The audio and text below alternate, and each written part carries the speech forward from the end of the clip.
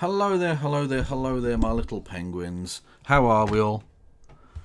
I'm very well. A little bit drunk. Thank you for asking. Why is that like that? There you go. Now I'm basically the like. I don't like having to white balance the screen because it shows you how fucking ludicrously pasty I am. But I also don't want to like lie to you. Do you know what I mean? Yeah, penguin. Yes, penguin. That is the correct pronunciation. We learnt that. He went to Eton, so it must be true. It must be true. That's not an eldritch horror. That's the richest man in the world. An absolutely accurate and entire, no way altered image of him. And that. So, fact.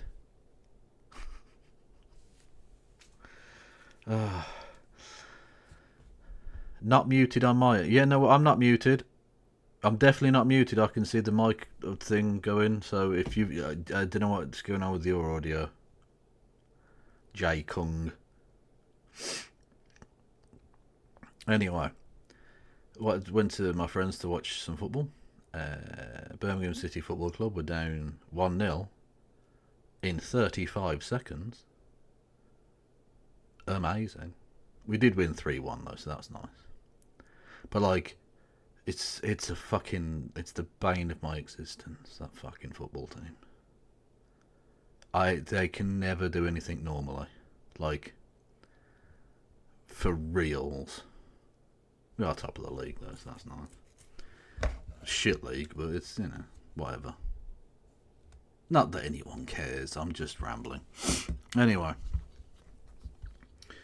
Apologies, my voice is a little bit hoarse as well. Not like a little horse with hooves. A little horse. I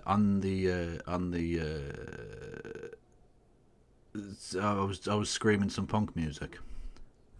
So a little bit louder than I'd thought, with a bit more gusto than I'd previously imagined. And it's only in the last half an hour I thought, it's a bit scratchy. I'm fine though. I'll be alright. It's not like I need my voice to earn a living or anything. It's all good.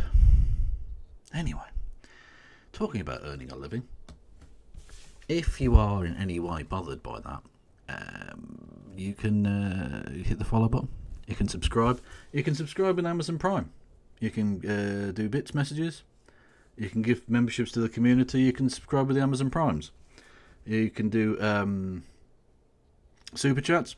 200 bits or... No, hang on. You can do bits messages. 200 bits or more gets you a text-to-speech. You can do... Imagine... I can't do this fucking sober. You can do super chats via the Streamlabs link below. $2 or more, that gets you a text-to-speech. Although it's only Lord Fritos that does that, I think. But God bless you. I've got Patreon and PayPal. I've got the Discord, Blue Sky, TikTok, Instagram, Facebook, Threads. I think. I don't know if I've missed anything or added anything in there. I don't know. If you're on YouTube, hello YouTube. You can like the video.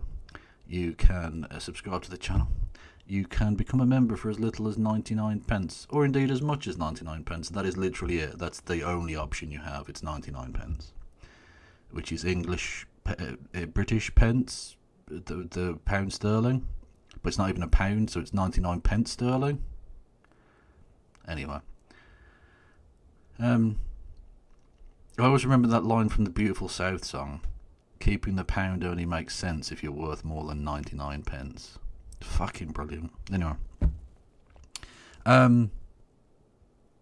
yes, and you can do super chats, and I'll read out the super chats. Although, given that I'm quite drunk, I almost certainly will fuck it up. Like, I will legitimately like say something that you didn't write, and then get annoyed that you wrote a thing that you didn't, or completely like just say something that's wrong. That's the thing that's also like correct. No, possible, whatever. Anyway.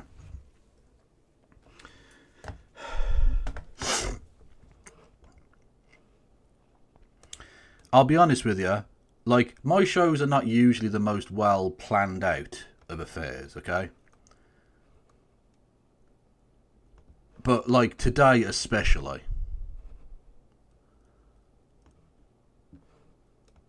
like, I'll be honest with you, I don't know what the fuck I'm doing. Which, like, isn't a surprise, I think, to most people. Regulars will be perfectly aware of that. Oh, that's the thing I wanted to ask you. So, like, you know how people out there like to do, like, is it technically fan art when I don't have fans? I don't know. Anyway, you like to Photoshop me into weird scenarios. I was thinking of bringing back, if the old heads remember, I used to have a pre-rolled thing. So instead of having, like, this thing, hang on. That, like, single image, I had, like, a rolling series of images of me and Christy as, like it. Basically, I'd go into Microsoft Paint, and I'd cut out my face, and I'd put it onto, like, an image. So I tell, like, there was one of the Mona Lisa, right? So the Mona Lisa. And it was like I'd cut it out and put my face on it, or Christy's face on it, or there'd be several figures in, like, a painting or a movie scene or something, and I'd put my face and Christy's face onto the thing. It was very funny. And I'm thinking of bringing that back, but I only want to do some of the work. So I was wondering if anyone wants to contribute bits of weird shit for that. I think if you wanted to, you don't have to. It's not a problem. I can just do it, but, like, if you wanted to maybe get your picture in the fucking real thing, then post it on the Discord, and we'll see. Yeah.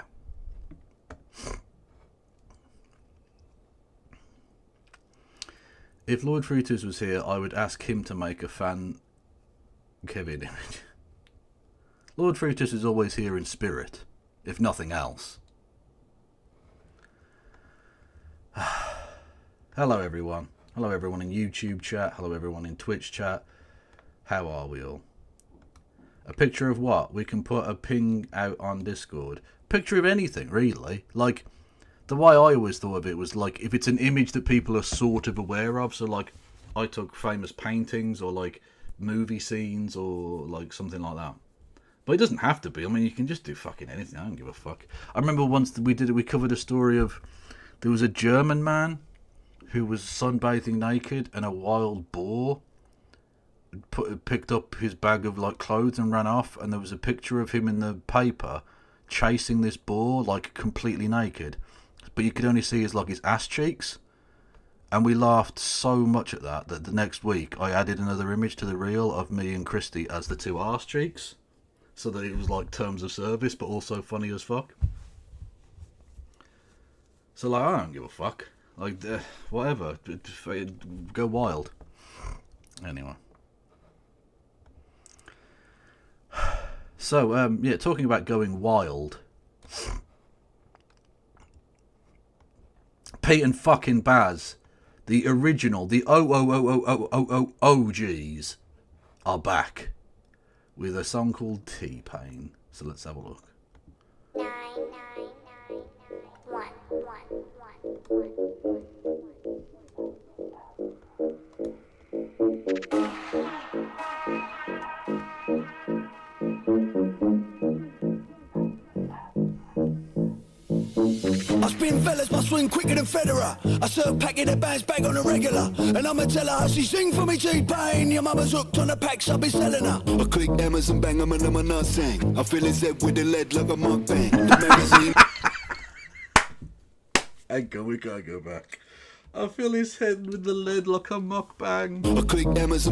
I click hammers and bang 'em and let my nuts bang 'em and I'm not saying. I fill his head with the lead like a mukbang. That's fucking great. I fill his head with the lead like a mukbang. Fuck yes. The magazine made me lean when I walk in the drumstick will make a net bang like a punk band. I'll make his head bang like a punk band. banging me crossword up. Heading the west and I'm banging a posh bird. Couple of cans and a puff on me death stick.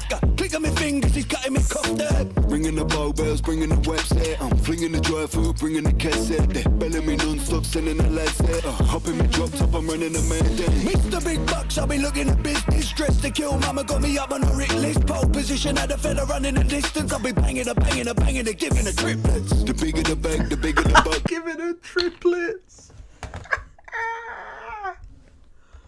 Oh.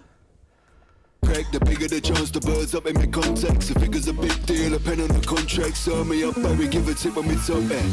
And I've been whipping a wire, puffing a Benson. Pushing a pack, the full stack like I'm benching. Giving the fish scale, they slide like a penguin. Flipping the chick on my bills, why I fuck a pension. Slow-mo vision, I've been puffing the peace pipes. Selling free fires to the fiends by the seaside. On my tail lines and the seams of my levers. With a stack figure, the Nicki Minaj we earn. Birds whistle when I walk like this. Best listen when I talk like this. I'm outside on the curb with me tats out. If he's hard, he can try and chalk like this. Chain swinging when I walk like this.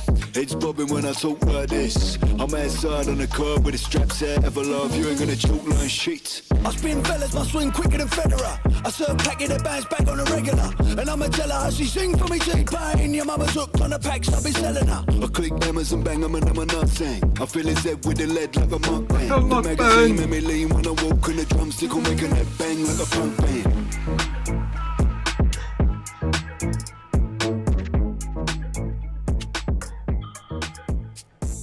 Honestly, it's oh, that is not what I meant to do. At some point, we're gonna have to think about the kind of like the kind of world we want to leave Pete and Baz, because they are obviously immortal. They're like 400 fucking years old, and they're still popping out absolute bangers like that. So like we've got to get on top of this fucking global warming malarkey, because otherwise they're gonna be fucking rapping in water soon. So like, let's get it fucking sorted, yeah.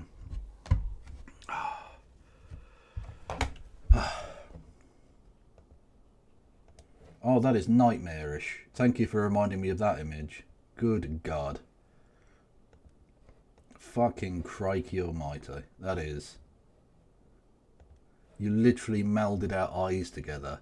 That's very weird. Like, the cat wasn't dead when you did it, but it's still that's a dead cat as part of my fucking face now. I'm not sure I need that in my life, in all honesty. That's, yeah. Yeah.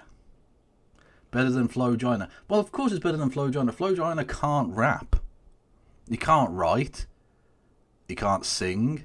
He can't dance. He can't do a lot, in all honesty. But he can grift. My word, can that boy grift.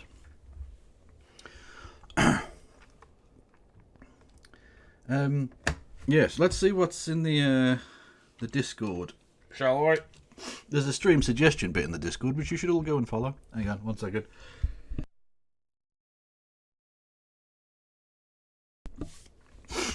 Yeah, there's a Discord, and there's a stream suggestion bit, and there's stuff in there, and I occasionally look at bits of it.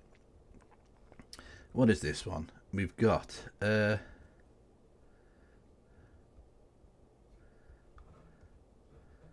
what is this nonsense? Shuon Head and Chris Reagan watched my latest video. Oh, that's 5 hours. That I can't. What the fuck, man? Is there timestamps or anything? No. So, like, what am I supposed to do with this? Look, God bless you. This is exactly the sort of thing I suppose I would be into watching or whatever, but look at that shit. It's 5 fucking hours, man. I ain't got time for that. Unless you've got timestamps, like, just chill. Just chill.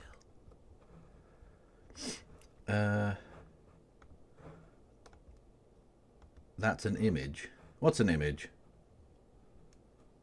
What are you talking about? I don't know. Don't try and confuse me tonight. I'm even worse when I'm just fucking sober. Oh, this isn't true, by the way. When it says, oh, they put a towel down for Trump, it isn't actually true. Like, I thought this was funny when I saw it, but then you actually watch the video, and that's just the flaps of his fucking coat or whatever. Like, it's not coat, it's like his jacket. So it looks like they put a towel down in case he shits himself, but it's not actually the thing. So, I don't know what the fuck that noise is about. I can fuck well off. Go away, Reddit. Prick.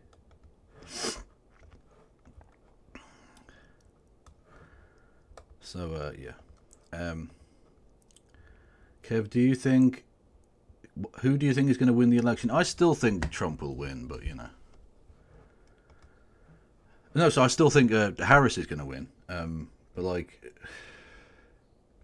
is Biden doing this on purpose? Is Biden being, like, deliberately cunty to, like, try and fuck it up for her because he's not the candidate anymore? Because he doesn't seem like the kind that would do that, but... I don't fucking know.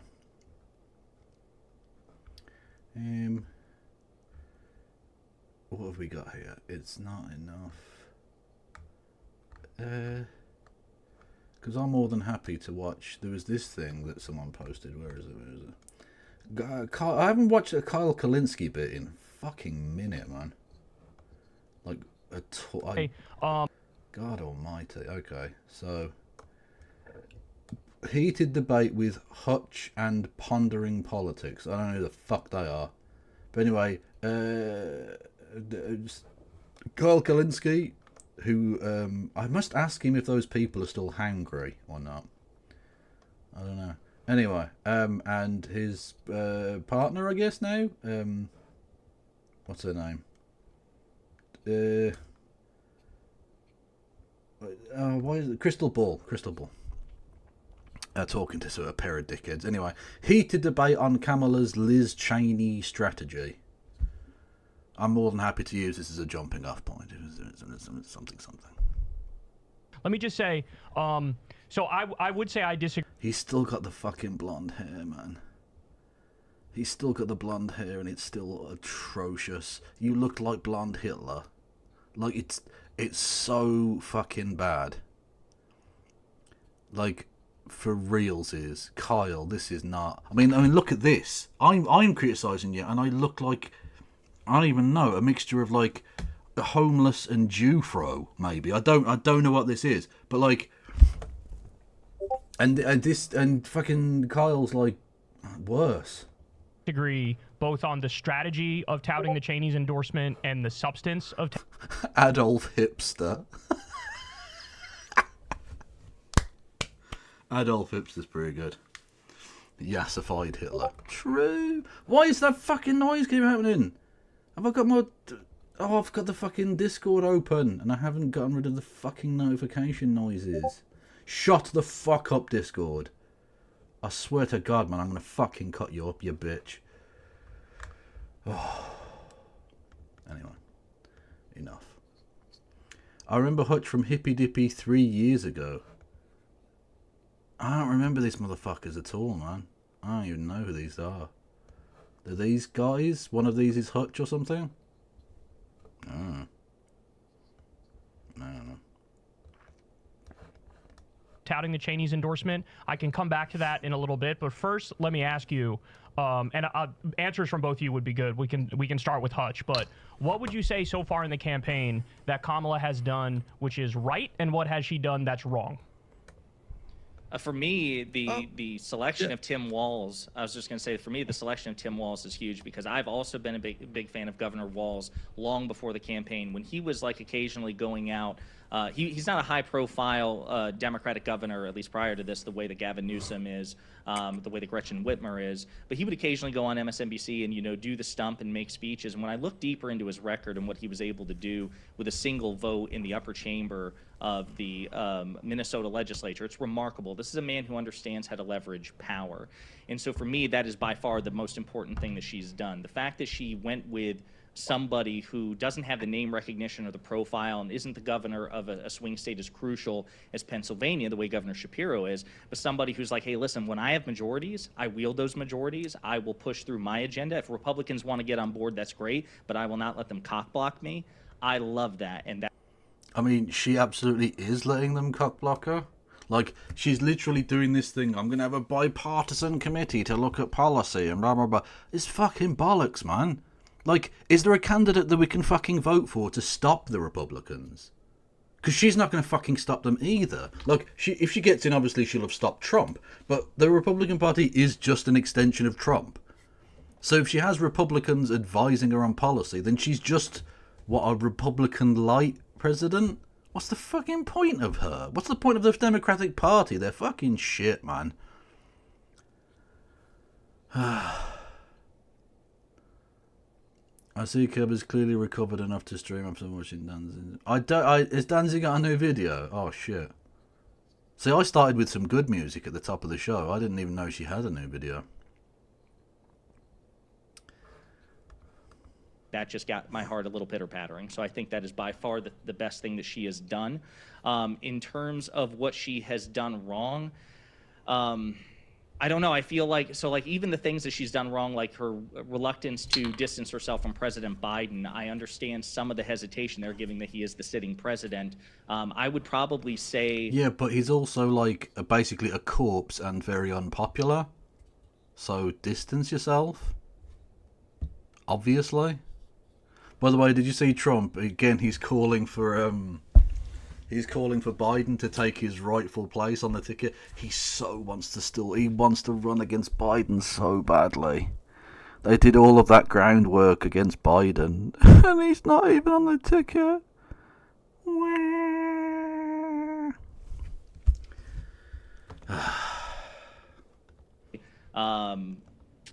I don't know. I would probably maybe the quote unquote embrace of Dick Cheney, or perhaps not having a pro-Palestinian speaker at the DNC. But I think these things, in the grand scheme of things, are relatively minor errors of the Harris campaign, and they certainly pale in comparison to what she's done right, in my opinion. Hutch, what would you say? Well, you know what? I think we've got an opener for Monday's show with Krista. Vote yes on 36 YMCA parody video. What's Prop 36? What is that? Prop... No, not PORP, you cunt. Prop 36 Cal.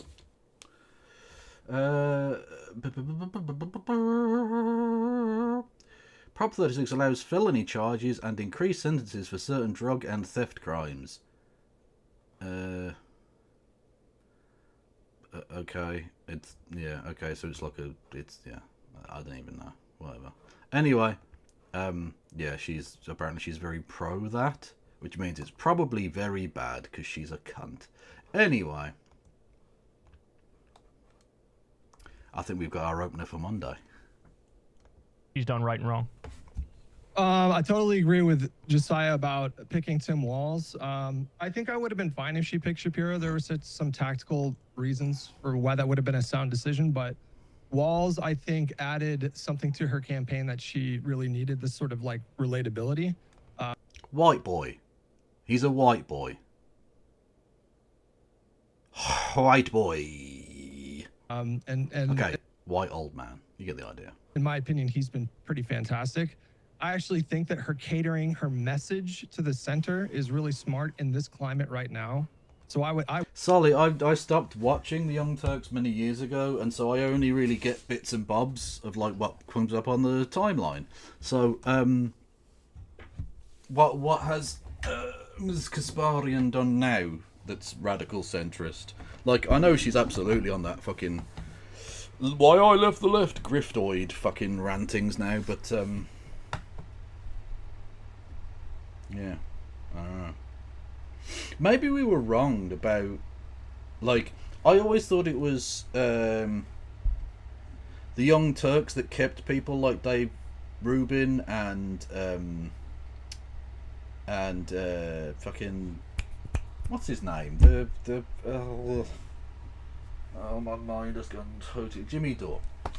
And Jimmy Dore from like going far right. But it turns out it might have been the other way around. It might have been that those two were a moderating influence on the natural right-wing tendencies of the Young Turks. Who knows? Oh yeah, by the way, I only mentioned Hasan in the title because apparently Des Tiny was going after him again, so I was like, fuck it. Oh, fuck it, let's go. He ate my hamster. Bollocks to it. It's not true, obviously, and anyone who believes it's true is an idiot. But then again, anyone who believes he's like pro killing Jewish people is also a fucking idiot, so you know.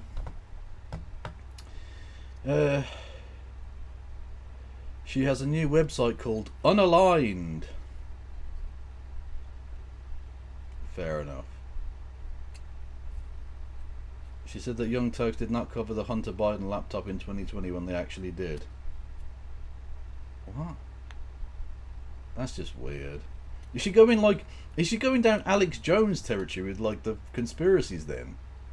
Oh, Hunter Biden secretly owns all of Ukraine or something. What's going on here?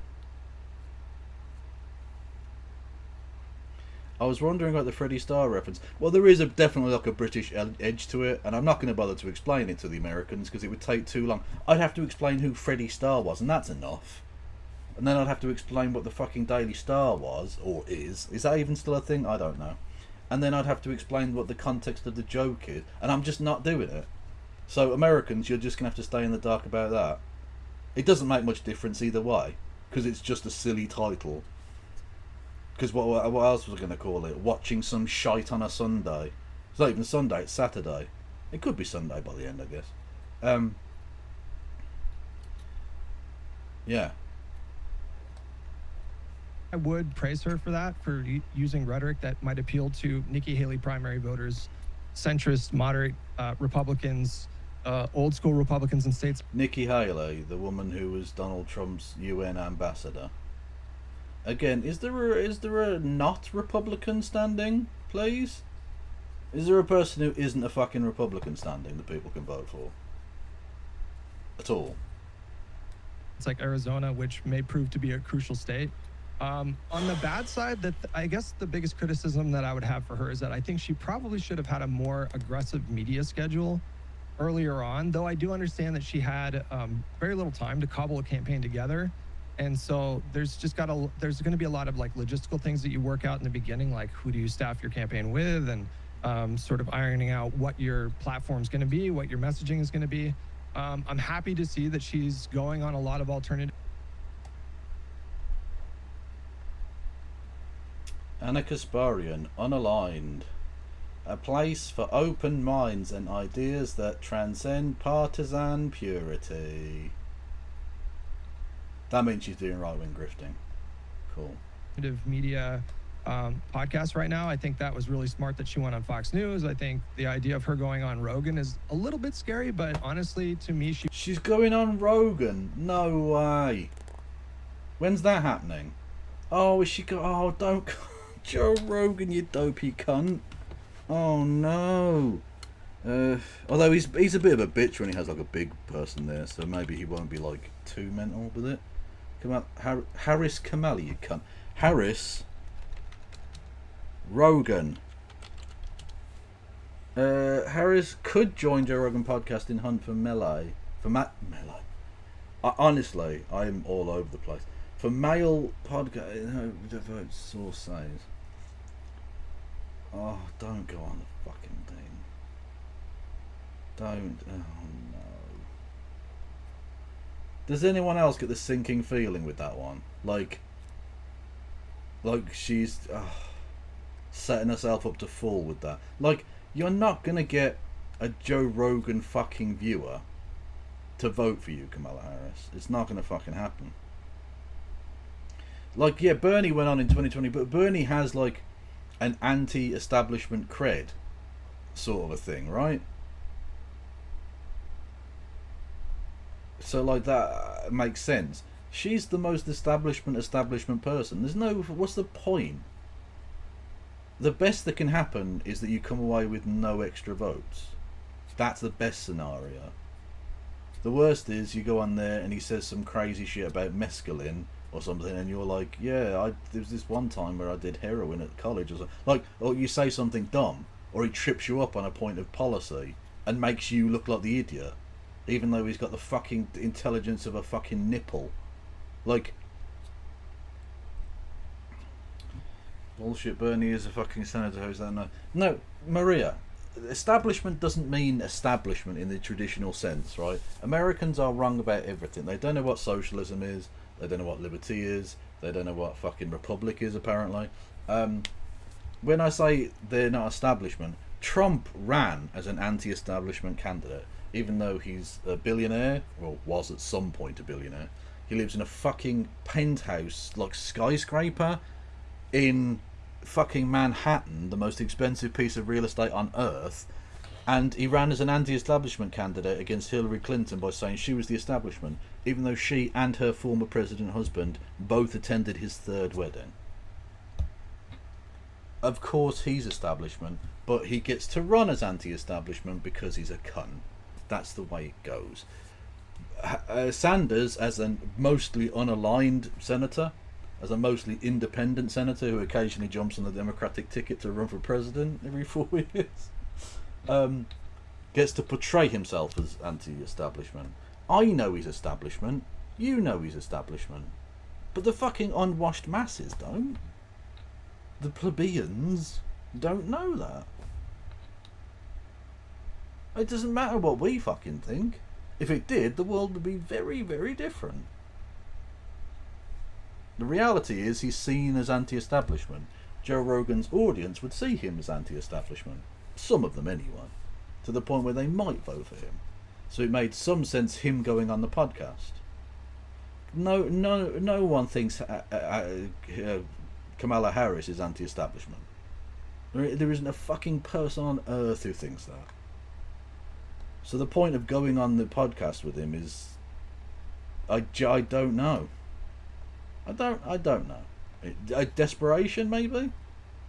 Because the numbers aren't good with white dudes. But it's Democrats in general aren't good with white dudes. They win everyone else. Largely. Do you know what I mean?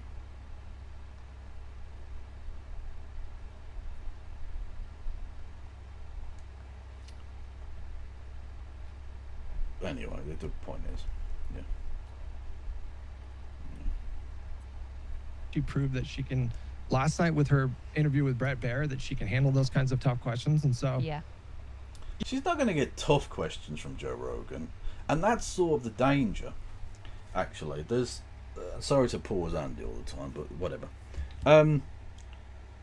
There's a correspondent or a TV presenter on Sky News in Britain called Kay Burley, and she is genuinely, like, she has fridge temperature IQ. Fucking moron. An absolute penguin sniffer. Ridiculous human being. And yet, the reason that she's dangerous to, like, a politician isn't because she'll ask a difficult question, but she'll ask something so stultifyingly stupid that it's sort of difficult to answer. And you stuttering and muttering through a half answer to a question that you weren't expecting because it's mental and has nothing to do with anything makes you look worse than if you just give, like, a rehearsed politician's non-answer. Do you know what I mean? So it's not that he'll ask a difficult question, it's actually precisely because he won't ask difficult questions. In fact, he won't really ask questions at all. It's mostly like he'll say dumb shit at you and expect a response, because that's his entire podcast, right? Is to just ask, like, dumb fucking bullshit. You know? The return of the sausages. the sadness in his eyes. Me or your man? I don't know. Sorry, what is a penguin sniffer? I don't know, it popped into my head.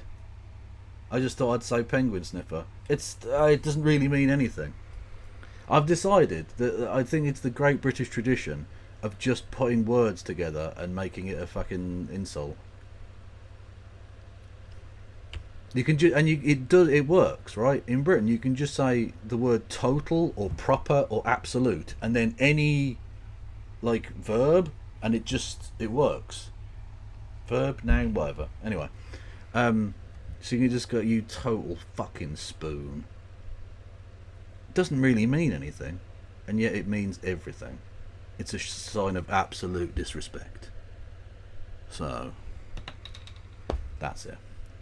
Yes, Aerosol or Dave in North London. God bless. And thank you. Who did bits? Someone did bits. I don't know. There we are. Thank you, Kieran Saunders, my Prime Ministerial anal sex correspondent.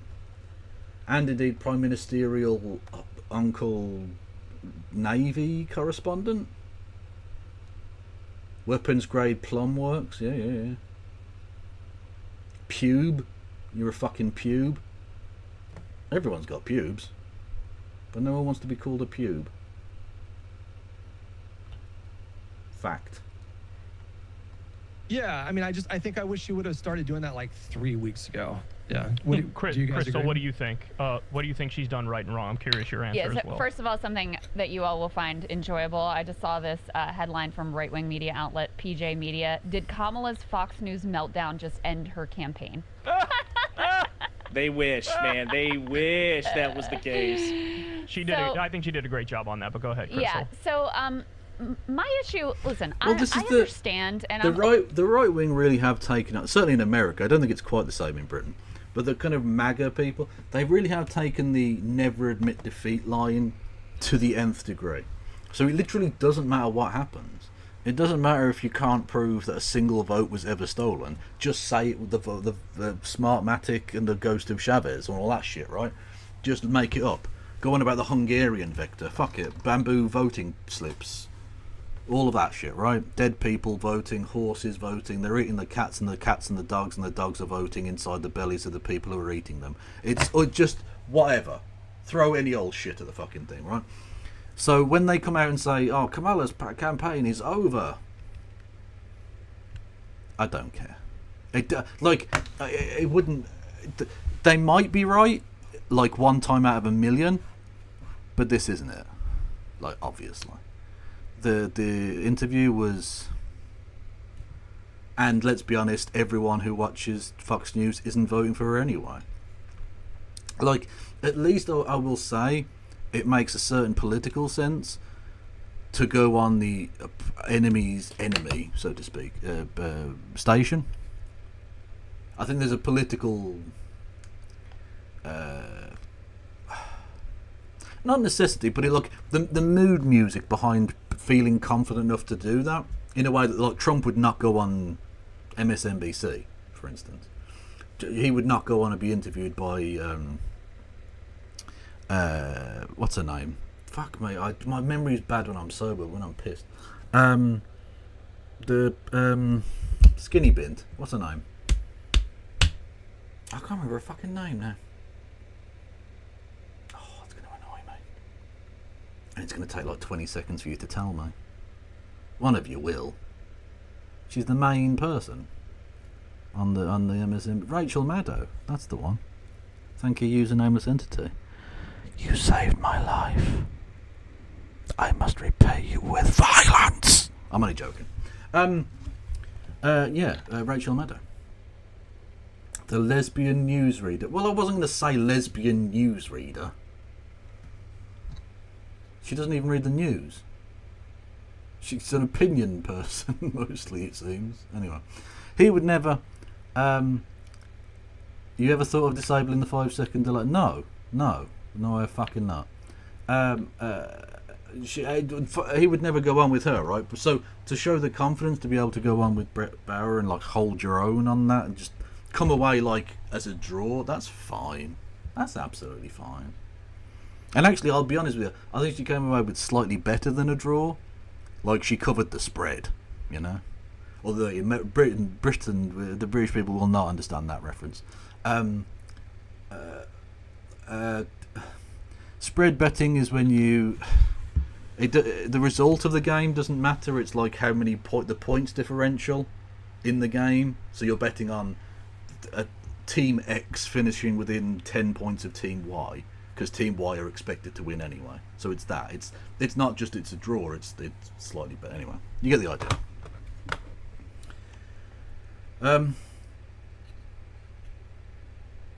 Yeah. So what was I going to say? So so it makes sense for her to go on Fox, but not like the Joe Rogan thing is just so stupid. There's no need for her to go on Joe Rogan. Nothing good can come of it. Again, the best you can hope for is that it has no effect on the campaign. I think that's the best outcome.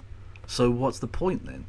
It's literally like you can guarantee that by doing nothing for that hour. So do that instead. Sleep. Take drugs. I don't care.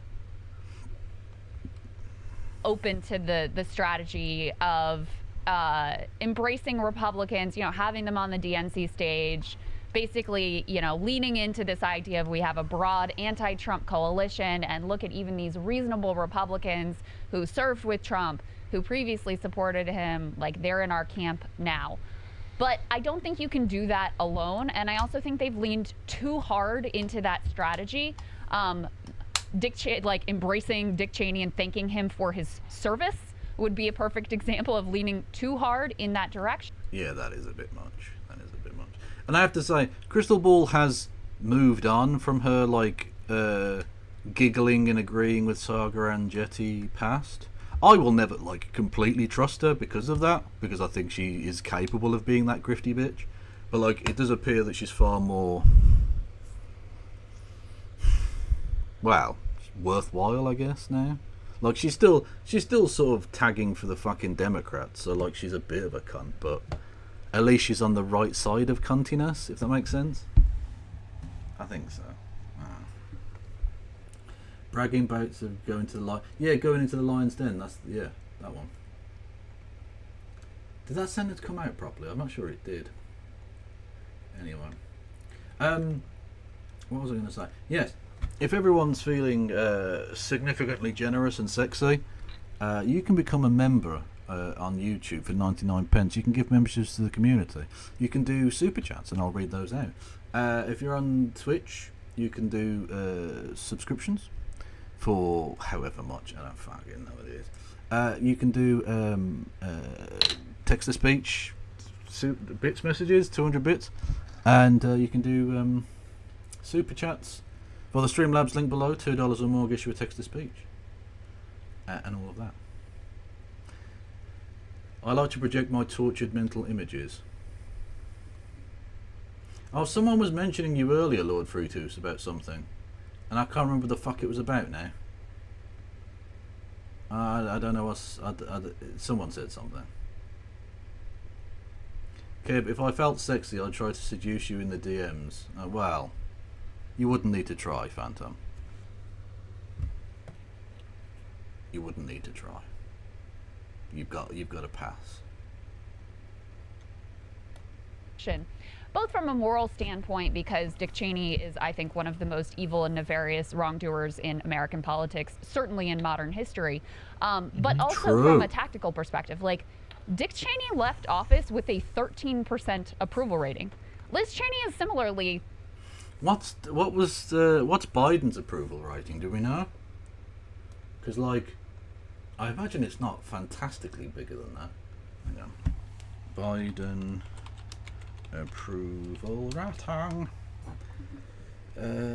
Biden approval rating poll something. 57% approval of 37. Oh, so it actually is. It's more than double that, but it's actually it's nearly triple that. But yeah, that's not great, is it? It's difficult to chalk that one up as a positive for Biden. Regular. I wonder if it's got anything to do with him being dead and supporting the killing of lots of Palestinians as well. Probably he's got something to do with that, I imagine. Maybe he can fuck off forever. Not particularly popular. So I'm not sure that they are getting as much out of it tactically as they think they are. But my bigger beef is the fact that they haven't paired that with leaning into a consistent messaging on bread and butter issues. I was also extremely excited when she picked Tim Walz, because I thought, here's a guy that's got a ready-made agenda that he actually passed in the state of Minnesota, and she can just rip that off. I'm gonna do what Tim did there. We're gonna pass paid family leave. We're gonna make sure people can, go to free public college. We're gonna do tax breaks for the working class. They should do that, because the thing is, it's typical of the kind of centre left or centrist politicians. They're so fucking spineless and timid. They're like, oh, but if we do that, they'll call us communist. They literally are. They literally are already calling you communist. Look at this. Hang on. Where was it? Trump, right? Trump is such a lunatic. Trump is such a fucking lunatic, right? He was asked, like, you know, one of these nice questions you get on, like, political shows? And it's like, what's your favourite type of biscuit? Or something like that, right? And it's just meant to be, like, a dumb thing that, in some way, is supposed to not elucidate, no, is it? Anyway, to bring forward, like, the person behind the politician mask or whatever in some, like, human way. It's a way of making the lizard people inside the human suits seem like they actually are people. Donald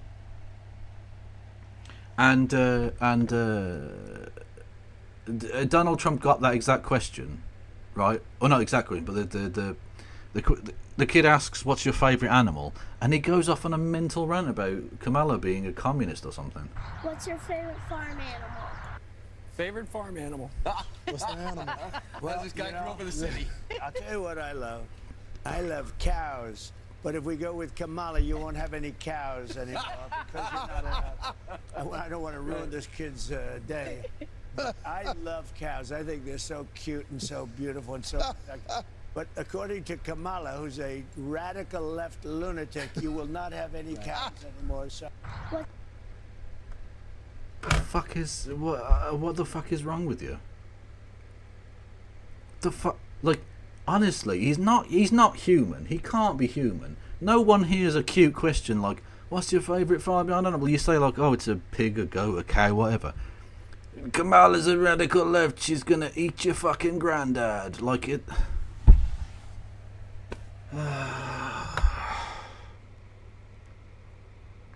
So even though she's like trying desperately to appear as right-wing as she can, they're still calling her radical left. So why not actually just introduce a fucking policy that would help people, that might make someone actually want to vote for you? Perhaps. Fucking Christ. It was all free school lunch, free school breakfast. It was all sort of there for her. And I'm not saying that she hasn't had policy plans and that they don't talk about it, but there isn't this consistent, overwhelming, these are the three things she's going to say every time she opens her mouth. And those are things that are, yes, I think they're progressive, but they're also centrist in that they are the center of American economic opinion. So to me, the problem isn't that she has this, like, let me brag about the Republicans that support me strategy. It's leaning too heavily on that. The endorsement. It is, like, I get the strategy of wanting to pull some voters away, but, like, we already know from, like, decades of polling how this works. You're far more likely to get votes if you try and firm up your voting base, to some extent, right? And I know it's similar to, like a company offering, like, new rates to a new customer, but you're sort of fucking over the old customer sort of thing. And the people who have voted Democrat in the past are more likely to do so again. So why are you potentially alienating those people for, like, 4 people in Missouri, and in states that you aren't going to fucking win anyway?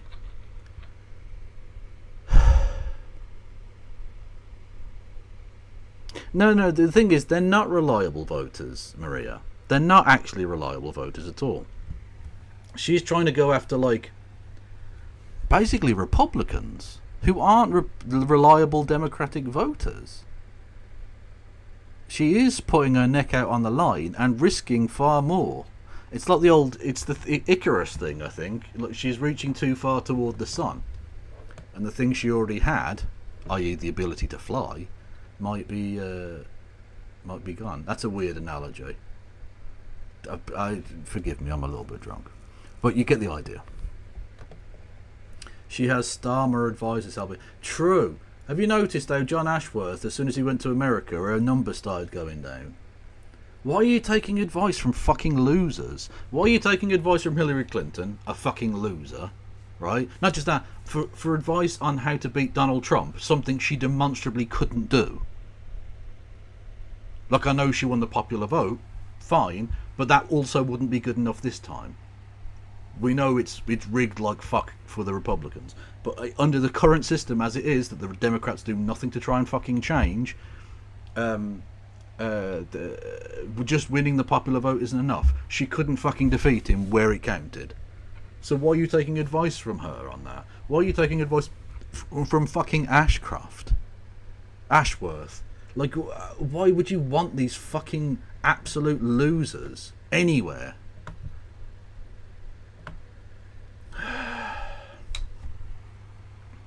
Check my previous joke. I will do that, Phantom. Wait, does she want Kamala Bingo to be a thing? I'd play Kamala Bingo, definitely. The centre square is coconut related though, so... From Dick Cheney is just unacceptable in general, but leaning too heavily into that without also countering it with, you know, things that would get young people, working class people more excited about her campaign. And then obviously to me, the biggest just outrageous moral failure is continuing to back a genocidal policy in Gaza and not even really giving any sense that there's any distance whatsoever between herself and Joe Biden, which, you know, I believe that they think is a smart tactical decision. I think it's a disastrous tactical decision, but the more important thing is it's utterly, disgusting morally. So let me give my answer, and then we'll get your guys' reaction, because I thought a lot about this. What has she done that's good? What has she done that's bad? Let me start with the good. First, let me sign off on everything you guys said about Tim Walz. Totally agree with that. That got me genuinely excited about Kamala. Like, I was God, Kyle, can you dream slightly bigger? That got you genuinely excited. Tim Walz got you genuinely excited. No one has gotten genuinely excited by Tim Walz since he was like 19 years old and was probably a lot thinner and more handsome. No, and like no one. He was a good governor. He did some progressive shit. But like, don't big him up too much. I get that, like, in front of Republicans you've got to pretend like he's super awesome, but he's not that fucking great. I got genuinely excited. Ooh. Genuinely excited. Ugh. genuinely, like, giddy the day that she picked Tim Walz. Yeah, because I know his record is phenomenal. So I love that. I loved when they came out of the gate with the weird stuff. The weird stuff took off like wildfire, and it all stemmed from a shoot-from-the-hip comment from Tim Walz in an interview. True. It just took off like wildfire. It was great. I love the "we're not going back" stuff. People were chanting that at rallies endlessly. I love that they're embracing freedom, and they bring that up all the time. I love how they've basically stolen patriotism from the Republicans. I think that's great. Just recently, they both started using the F word about Donald Trump, fascist, and they cite General Mark Milley calling him that, and they say, look, the general said it. Well, what do you want me to say? It's true. He's saying it. I love that. I love the $6,000 child tax credit. I love the 3 million new homes. I love the policy where Medicare is going to cover home care. I think it's a crime that the media didn't talk about that more, and she's out there touting it, and good on her for doing that. I love that in this the Fox interview. I love that. I think she did a great job. She hit Trump on getting out of the Iran deal. I thought that was great. The bad stuff is as follows, in my opinion. There was reporting that the Biden team kind of talked her off of the weird framing and the "we're not going back" framing. They changed "we're not going back" to "turn the page" or something like that. It's just not popping as much as "we're not going back." So that's just a little messaging thing there that I have issue with. I loved when she came out of the gates talking about the ban on price gouging, because it's great politics, because then you baited the Republicans into calling you a communist, and then they had to go out there and functionally they were defending price gouging. And there's like 39 states in the country that have bans on price gouging if there's like a natural disaster or something like that. She looked incredibly populist and incredibly anti-establishment, and Donald Trump and the Republicans were taking the mantle of, no, we're going to defend the establishment and we're going to defend Americans getting ripped off. So I love that, but she backed off of the ban on the price gouging thing after there was a lot of, noise around that. She didn't have the answer for the question. I believe you alluded to this. Yeah, we can have candy after this. Pop links in chat or whatever, and I'll have a look. Josiah. She didn't have an answer for the question, how are you different than Joe Biden, the first 2 times she was asked that. I think that's bad. I really... Yeah, no, that's sort of unforgivable as a campaign. It's obvious you're going to be asked, how are you different to Joe Biden? Because you literally replaced him on the ticket. So, like, what's the difference? The fact that you wouldn't have a pre-prepared, like, absolutely nailed-on answer for that is ridiculous. That's very bad. Dislike the saying that Iran is our biggest enemy. That just came out recently. And that is kind of the fear with like touting the Liz Cheney and the Dick Cheney stuff is like, well, how much of this do you, like some foreign policy stuff, do you kind of agree with them on? Because the Iran thing, I don't like at all. Not saying Trump's good on Iran. He's actually, I think, worse on Iran, but that's neither here nor there.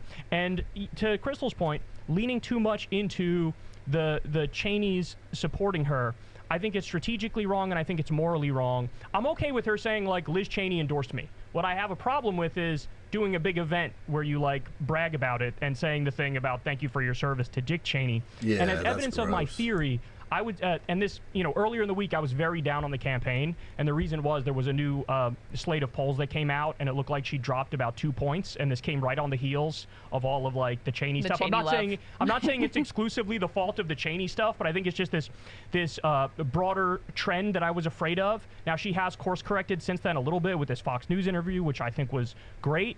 But the point is, Liz Cheney, as you pointed out, 93% voting with Trump. Dick Cheney had a 13% approval rating, as you pointed out. Lied us into the Iraq War, ordered illegal torture, ordered illegal spying, got rid of... Also, like, just on a practical level, are there many Dick Cheney Republicans around? Is that even a thing anymore? Like, they're... I don't know. Like, I'm not playing with all these mutants. Hello there, SK the Crusader. Hello, SK the Crusaders. I'm Kevin Logan, a socialist from the UK. Although we're watching some American shite tonight. Yeah, you can hit the follow button. You can. I believe in you. Everyone go and follow SK the Crusader, who is dope. Yes.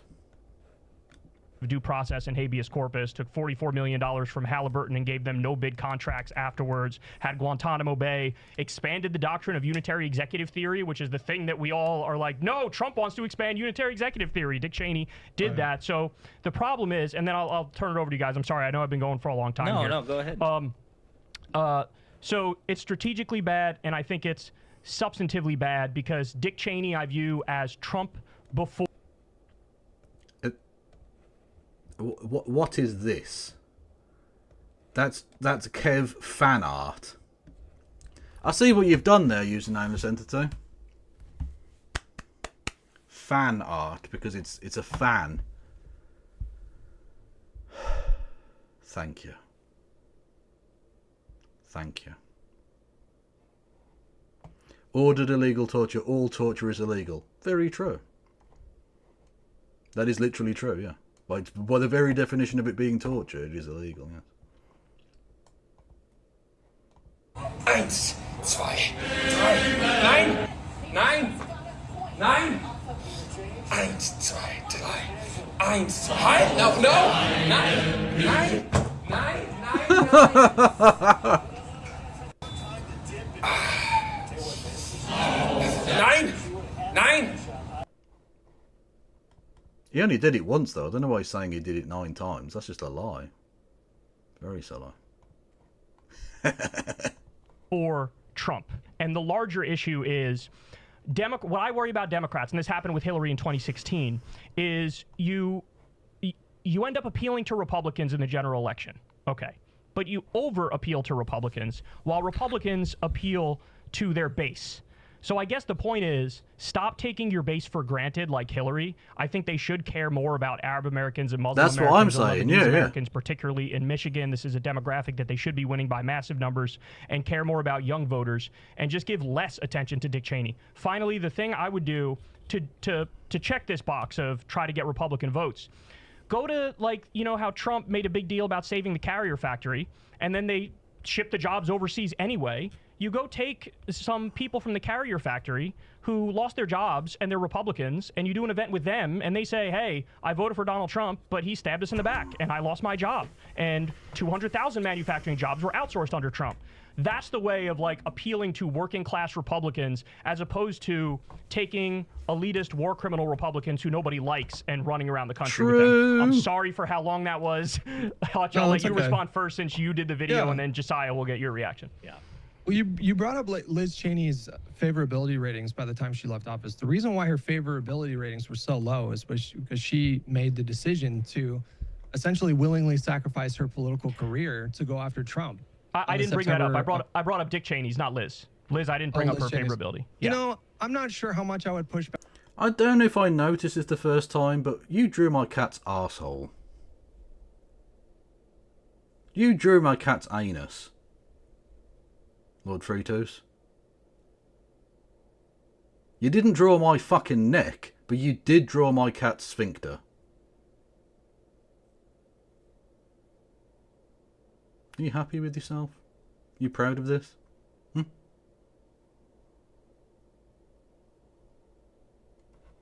Also, it is an awesome picture. Back against the Dick Cheney thing, I think Josiah and I both probably agree that maybe she used a little too soft language with that, like saying she was like thanking him for his service. I think is probably a little bit too far. Too far you brought up on the the idea- top. You think? Get some help. You think it might be a little bit too far? Just a smidge to thank a war criminal for his service? Yeah, I think so. Yeah. Thank you, Nellis D. Chocolate brown stuff. Don't talk about my dead cat's butthole. That's unacceptable. But thank you. But still unacceptable. Unbelievable.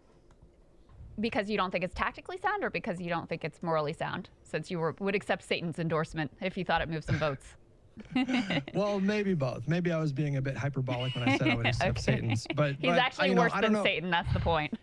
Sure. I mean, I feel like wasn't there a quote from who's the actor that played him in the movie? I think he said he took inspiration from Satan when he was trying to. Oh. Yeah, right. Well, my go-to analogy would be a Churchill one. Now, fuck Churchill, piece of shit, but undoubtedly quite a good crafter of a line. He said when he was questioned by cabinet members about arming Yugoslav communists, which he did absolutely do, right? He armed Tito and his band because they were fighting. The more century nationalisty type opponents of the Nazis weren't fighting. And Churchill said, look, these motherfuckers fight. He didn't say motherfuckers. That would be hilarious if he did that. And so he said, look, I'm not myself naturally a communist. But he said, if what was it? If hell itself were to declare war on Nazi Germany, I would at least have to speak favourably of Satan in the House of Commons. Which, at least is quite a cool line, actually. In a kind of posh white boy way, I guess. Yeah. Anyway, the point being, fuck him. So yeah, but going back to what you were saying about like how she should be differing herself from Biden, there was a part in a video that you made recently where you said one of the ways that you would differ yourself from Biden would be that you would say that you would have gone about Build Back Better differently, and you would have forced Joe Manchin to just go along with this piece of legislation. This is one of the big sticking points that I have with probably both of you guys. What does that look like when you say you're going to force Joe Manchin to sign on to legislation? Because when I look at every single president is going to be constrained by the Congress that they have. Yeah, that's sort of the point of the checks and the balances. Yeah, Churchill was a fucking knob. Literally.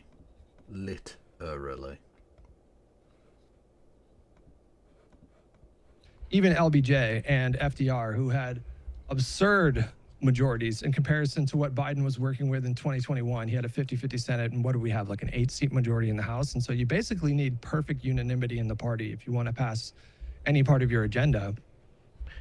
I look at his... Honestly, I think one of the most disgusting parts of all of this was the Kristen Sinema doing her little jig as she went up to vote down, was it minimum wage increase or whatever? Like, that person, Trebuchet, like, she's right towards the front of that queue, man. She needs to get in that fucking Trebuchet now. His legislative track record, and I'm impressed. Like, to me, Joe Biden has been the most successful president legislatively in the modern era, and it's I agree. not even Domestically, I agree. Particularly close.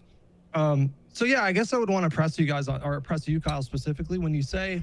I'm not sure that's necessarily. Like, isn't this Congress like the most has passed the fewest bills of any Congress? Now that doesn't mean that the bills that haven't been passed have been like ones that Biden wanted or whatever, but I don't know. Am I being churlish? He did pass the Inflation Reduction Act, the IRA, which we were massive fans of the IRA here, the Inflation Reduction Act. Massive support for the IRA, the Inflation Reduction Act. Okay? Facts.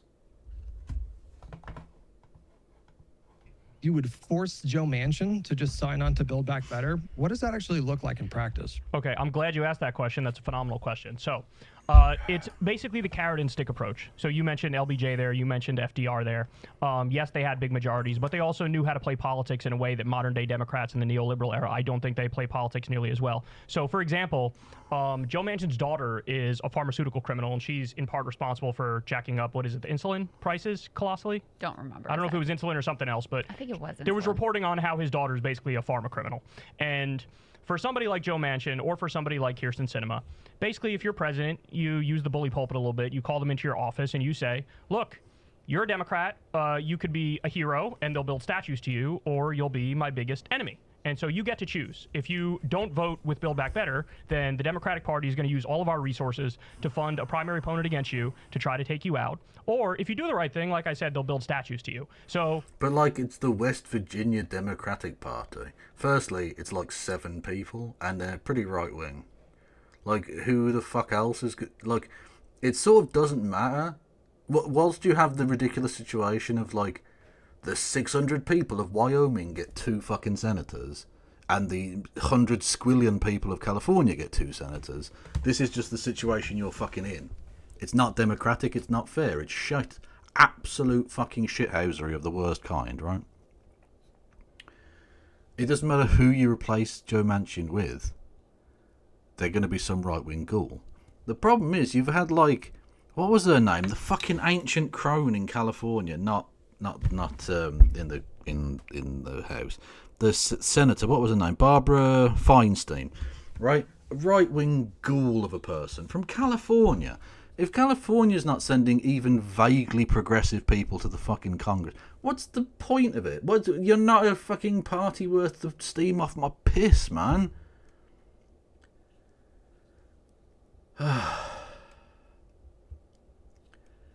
Vicky Clay. I don't know, Vicky. I don't like censor people's shit. Dianne Feinstein, that was it, yeah. Vicky, I don't have like a filter that I set things through. So like, if it gets caught up in something, it's not me like trying to silence you. Like, fuck it. If it's a fine comment, I'll read it out myself. I don't give a fuck. Yeah. No. I'm well aware that California isn't actually California. Trust me. Having watched Gavin Newsom like getting the biggest boner ever from clearing homeless encampments, and not clearing them after he's successfully housed the homeless people that used to live there. No. Just destroying the very, very meager possessions that these people have. Literally the only things they have in the world, and then just shooing them away like they're rats or something. Yeah, I am fully aware, and by the way, gaining support in California from it. I'm aware that California isn't necessarily the most progressive place in the world, but it is certainly compared to like West Virginia. And so if even California, with its relative progressive attitude, can't send anyone but right-wing ghouls to Congress from the Democratic Party, like, you've got no fucking chance. Like, you need to, like, whatever the left-wing equivalent of, like, I don't know, not Marjorie Taylor Greene in that they would be stupid, but they're like left-wing enough.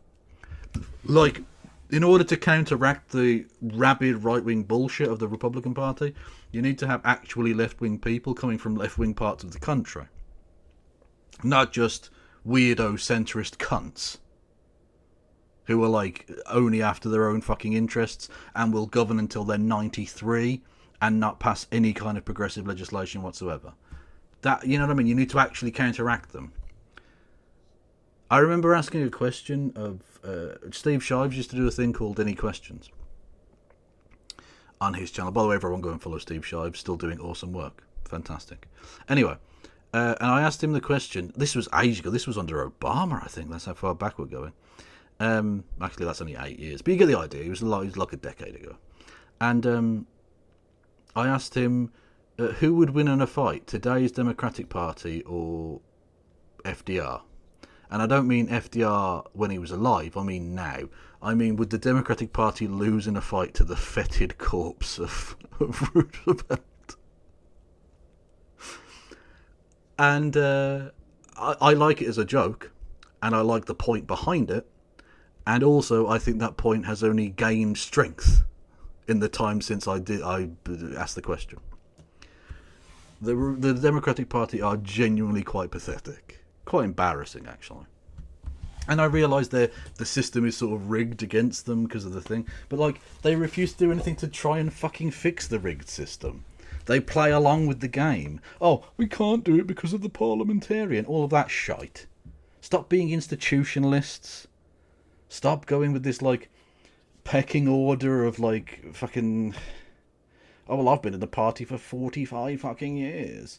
I can't possibly step down for new blood. So you just calcify. You just become a rock in the way. Fuck's sake. Use this. I mean, this is what politics always has been, right? There's a lot of ugly stuff that goes on behind closed doors, but if you're doing tactical stuff behind closed doors that ends up getting the American people colossal wins that they need, like Build Back Better, which I think was a phenomenal piece of legislation, I think that's how you do it. And I'm not saying it would have worked, because I don't know if it would have worked. But what I'm saying is, it would have been the right path to at least get maybe more, as opposed to, we got the Inflation Reduction Act, which was good, but it was what, maybe 20% of what was in the original Build Back Better. So I just don't see that Biden and modern day Democrats, Obama, Clinton, they don't have the same sort of commitment to social democracy as, say, FDR had. And so they don't want to play. I swear to God I have not pre-watched this.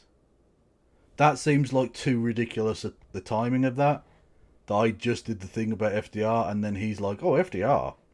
Like I promise you. I promise you. I have not pre-watched this. I know none of you are going to fucking believe me, but I have to say it. Play that dirty game of politics behind the scenes, whereas when you look on the Republican side, I think Trump does use the bully pulpit. He does use the carrot or the stick. He just uses it for really, really bad things, which we hate. Can I just offer one other example Sure. that I think is a little more clear cut than, because you're right, Build Back, he could have promised Joe Manchin, like, I'm going to pave West Virginia in gold and you're going to be a hero. And, we're all, if you don't go with us, like, he could have used that approach, and there's no guarantees that it would have worked because of who Joe Manchin is and his, political realities or whatever. There's no guarantees. But you also had a situation where they were trying to push through a $15 minimum wage increase. And they went to the parliamentarian and said, can we do this? And parliamentarian is not an elected official. There's nothing in the law that says you have to, that the decisions of the parliamentarian, which are really just meant to be guidance, are binding. What's more, you can hire a new parliamentarian at any time. That's what Bush did. And instead, they're just like, no, they said no, so I guess we can't do it. I'd like to respond to this if I may, because I actually changed my mind on one of these things. So just again, full disclosure, I'm totally sympathetic. If you look at my Twitter feed or my YouTube videos, one of the things I advocate for is a more ruthless Democratic Party. It's one of the reasons why, again, I am so impressed by the selection of Governor Tim Walz, because, again, this is a person who leverages power despite razor-thin majorities. Correct. If you have power and you're dealing with a minority opposition, you should do everything that is tactically feasible to push through your agenda. And I do think that Democrats sometimes struggle with that posture. Attorney General Merrick Garland, to me, is a classic example of a guy who, this was an appeal to bipartisanship. He was a successful prosecutor back in the day. He was a centrist judge, President Obama's Supreme Court nominee. And almost like as a mulligan or a consolation prize, like, hey, we couldn't make you a Supreme Court justice, we'll make you an attorney general. I think he's a very intelligent man. I think in many ways he's been a disastrous attorney general because he has been so lethargic. He's quick to prosecute and investigate Democrats. He drags his feet when it comes to Donald Trump. So this to me is just a great example. However, I do think that the realities of the 50-50 split Senate would make it extremely difficult and very dangerous for President Biden to have put the sort of pressure on Joe Manchin that you talk about. So Joe Manchin being a very conservative Democrat in a state that is effectively unwinnable for the Democrats, there's no way that a Democrat's going to win West Virginia outside of Joe Manchin. I think that had President Biden done... Yeah, that's sort of what I mean. Yeah, like that's the point I was sort of making. That it's like it's still West Virginia, and it's still going to be some other right-wing fucking cunt, unfortunately. Anyway, whatever. What you suggested, Kyle, it would have been very easy for Joe Manchin to say, you know what, fuck you. I'm going to switch parties. I'm either going to become an independent who may caucus with the Republicans, or I may just go ahead and switch parties and become a Republican anyway. And he actually probably would have increased his likelihood of winning re-election should he, you know, if he had chosen to run for a second term. Kirsten Sinema is more vulnerable, so I'm more sympathetic to the carrot and stick approach with her since Arizona's a purple state. But it's not just that there's a risk of it not working. There's a risk of it backfiring spectacularly. And the only other thing I'll just say real quick to Crystal's point about the parliamentarian is I agree. President Biden could have pressured Chuck Schumer to fire the parliamentarian. That could have been done. But this is where actually Hutch persuaded me. He changed my mind on this because he pointed out that if I remember correctly, Sinema and Manchin both opposed the $15 bill or provision in the bill. So even if they'd gotten it included in the bill, that probably just would have killed the bill. So sorry for, you know, that's my spiel. Go ahead, Hutch. People bring up. Go ahead, Hutch. People bring up the parliament. Right. People bring up the parliamentarian as though it's an example of fecklessness, and to me, it's just an example of just pretty basic logic. Like it wouldn't have mattered if it fired the parliamentarian, because to Josiah's point, he's absolutely right. Both Sinema and Manchin, as far as I'm aware, were on the record against the $15 an hour minimum wage. And I have a sense that they probably wouldn't have been the only ones. Like there might... Okay, hang on. Right.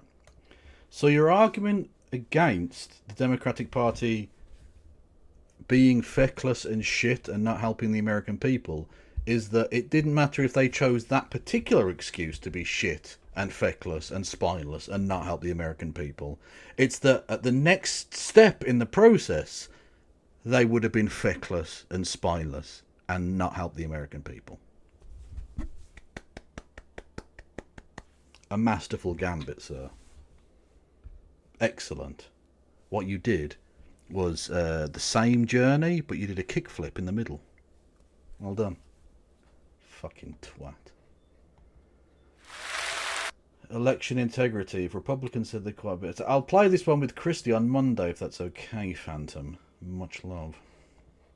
Might have been like 3 or 4 other Democratic senators who... Okay, put them on the fucking record. Put them on blast.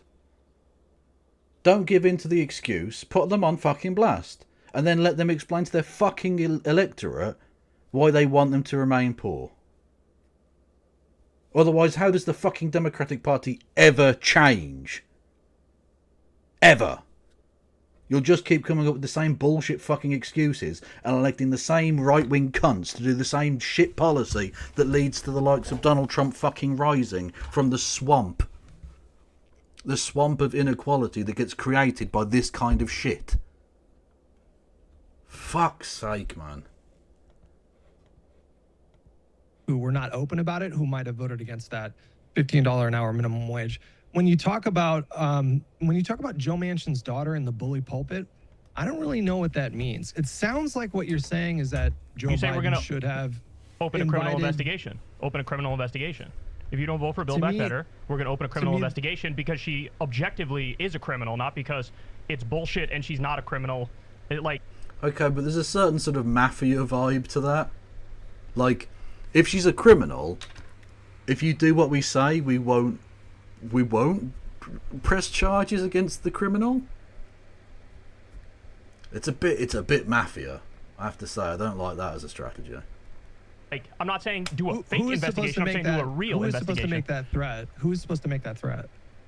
Joe Biden, anybody in the administration, be very direct with them. Say, look, like I said, you'll be a hero or you'll be our biggest enemy. And it's not like the daughter isn't a criminal. I mean, I think she should be prosecuted anyway, but I'd be willing to not prosecute if Joe Manchin's vote comes on for either Build Back Better or at least a piece of legislation that is stronger than what the IRA ended up being. Well, here's how. You keep the IRA's name out of your fucking mouth. We love the IRA, the Inflation Reduction Act, okay? Massive fans of the IRA, the Inflation Reduction Act. Oh, I see that playing out. Joe Biden invites Joe Manchin into the Oval Office and says, listen, if you don't sign on to this Build Back Better as is, I'm going to sick Merrick Garland on your daughter. First of all, and if he actually relayed that plan to Merrick Garland, first of all, I think Merrick Garland would have resigned immediately and gone to the press and said, I cannot serve under a corrupt administration who would sick the DOJ on a political opponent to try to whip votes for a piece of legislation that I like. And I think, to Josiah's point, Joe Manchin would have immediately switched to either independent or Republican, and then there goes your majority, and you don't get any legislation done whatsoever. But I don't know why that's corrupt. This idea, it's corrupt. We have longstanding norms to keep the DOJ separate from politics. The president is never supposed to be able to just sick the DOJ on whoever they want. Donald Trump did it openly in the final month. I mean, he did it openly during his entire presidency, but he did it openly in the final month of the 2020 election. He was publicly pressuring Bill Barr to go after Joe Biden, and we called it corrupt at the time because it is. The president is not supposed to, and they shouldn't be allowed to use the DOJ to pressure some kind of like political outcome. This is like a big disagreement that you and I have. I don't think that this is a reasonable proposition. Oh God, is my take a shit lib take, or is this guy right? Because I agree with him, and I know he's a shit lib. So like, am I wrong or is he right? Does that make sense? Even though we agree, how can that possibly? Anyway, you get the idea. Yeah. Well, let me ask you this. I think he would have been impeached. I think Biden would have been impeached by his own party. He would have done something like that. Apart from the strategy tied to Build Back Better, do you think Joe Manchin's daughter should be prosecuted anyway? I'm not familiar with the case, but if she is like breaking the... Why is he drinking out of like a piece of medical equipment? That's a piss jar. That's an old fucking piss jar. Look at that shit. That's an old piss jar from a fucking hospital. Yeah.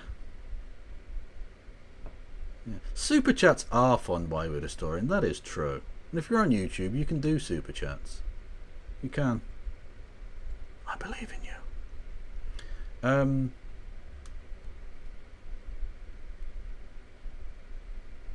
No, it's not. It's a regular old carafe. What the fuck is that? Is that some weird French shit? Don't make me look up weird French shit. Carafe. A carafe is a glass container that is a flared lip used for serving liquids, especially wine and coffee. It's some weird French shit. It's weird and French and shit. It's weird French shit.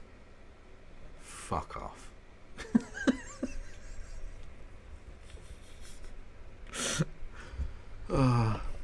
I must stop the French bashing at some point, because it is ironic. It's only ever meant to be like funny, but sometimes it goes a little bit too far. I'm like, is it fun anymore? I don't even know. Like with the Dutch thing, I gotta be careful. Like I like going to the point where it's still funny, but not still maybe a little bit offensive, but it's still funny. But I don't want it to sort of tip over into just like me going, oh, fuck the Dutch or whatever.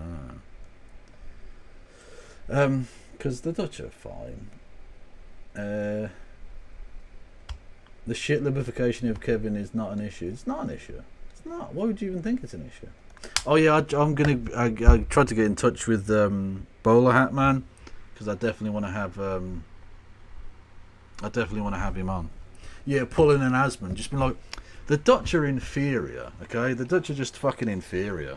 Fact. And then be like the next day, my bad everyone. I know I said the Dutch were basically vermin, but you know, they're not that bad. Anyway, I'm going to take a fortnight off. Toodles. Or just double down with a ukulele fucking solo about how the Dutch are all scum. Either way, it's ratings gold. Executed anyway. I'm not familiar with the case, but if she is like breaking the law or whatever, of course, I mean, I would. The toxic Lord Dutchy Fruiters train. donated $3. Your mother was a hamster, and your father smelled of despunkified Macedonian solidars. Don't know what the fuck that means, but I appreciate that. Thank you. I think. Thank you for the donation. Much appreciated, much loved, much sexed, much fingered. For Twitch moderators, Canvas comments there were what? I don't know what the fuck's going on. Or anybody who is doing any kind of like, I don't. What did you say she was involved with? Like it's some kind of pharma thing. Involved with. She works for a pharmaceutical company, and she was involved in jacking the price of insulin. But even beyond that, if you take Kirsten Sinema, for example, there were articles coming out about how she took, I forget the exact number, it was either $1 million or $2 million from pharma lobbyists. And at that exact time, she flipped her vote and was against lowering all the drug prices. They ended up getting a compromise where they ended up lowering, I believe it was 10 drug prices and then more over time. But so my point is, that's an example of like brazen corruption, but technically it's legal. So to have No. Phantom of Black, you didn't need to explain that. I got that, right? But he didn't say your father smells of elderberries. He said something weird. He said your father smells of a despunkified Albanian something or other, which is definitely not the line from Monty Python. I've watched that film several times and it's definitely not that. Have a president basically call that out and say, we're not going to stand for it, and we're going to use hard politics behind the scenes to try to get good things done for the American people. I don't view that as corrupt. I view that as a competent president fighting for the American people. And I think that's the core of our disagreement, because if you... Right, but everyone can then use that argument. This is the point. Either the rule of law sort of has to mean something, or it doesn't at all, okay? So, you can't say, well, I like this policy, therefore it's okay to use unbelievably unethical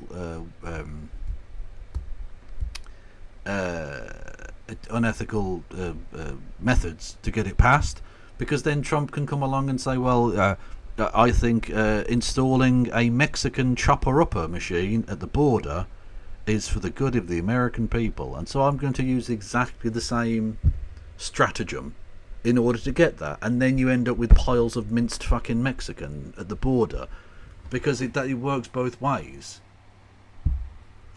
So, like, maybe don't be a fucking prick. There's a difference between, like, I oppose, or I don't think it's practical, the Michelle Obama bullshit about when they go low, we go high. It doesn't fucking work. It sounds lovely, but it's just shit libby fucking, like, air brain, right? It's fucking soup for brain lib shit nonsense. So getting down in the trenches and fighting is fine, but there's a difference between that and like just becoming the thing that you opposed in the first place. Like, I fear that Kyle has somewhat stared too long into the abyss, and now the abyss is beginning to stare also into him. That he's for too long he's become frustrated with the lack of fight in the Democratic Party, and so he's started to become more magnified in the extremity of the degree to which he's prepared to push the envelope, not in terms of the politics necessarily, but the methodology behind it. And I don't think that does anyone any good. Look, despotism leads down that road, so let's not take even like one step down that road, shall we? Because once the momentum starts for that, it's quite difficult to stop. Takes usually quite a lot of force, quite a lot of violence to stop. So let's stop it before we get to anything like that level, shall we? Yeah. If you look at, say, like the filibuster, for example, I think the filibuster is kind of absurd. I'd be okay with going back to the original filibuster where you actually have to filibuster, like you have to talk. But now where they the just burden say, is actually on the filibustering party and not something exactly. where they... Yeah, exactly. Yeah, make them go fucking Mr. Smith Goes to Washington, that shit. Stay on your fucking feet and talk. It was the only thing I ever saw. What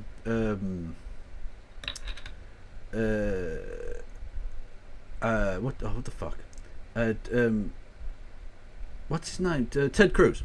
It's the only time I ever saw Ted Cruz do something that I thought was sort of like human, because he's obviously a lizard in a very, very poorly tailored human suit. We know that much for him. He blinks sideways and everything. Anyway, Theodore, Mr. Cruz. When the old filibuster rules were still in place, so we're going way back. We might even I think it was early Obama or some shit. He was filibustering something, and it didn't work out in the end for him. But whatever, he stood up for like 10 hours or some shit. And I remember him literally reading Dr. Seuss to his kids through C-SPAN. So like he was on the floor of the Senate reading Dr. Seuss. Because the thing is with the filibuster, you just have to be speaking. It doesn't have to be remotely relevant to what what's supposed to be being talked about. So he was just reading it as a nighttime story to his kids through C-SPAN. And that was sort of beautiful in a way. I mean, he was doing so in order to, I think, try and stop like a progressive piece of legislation from going through. So like that's not so cool.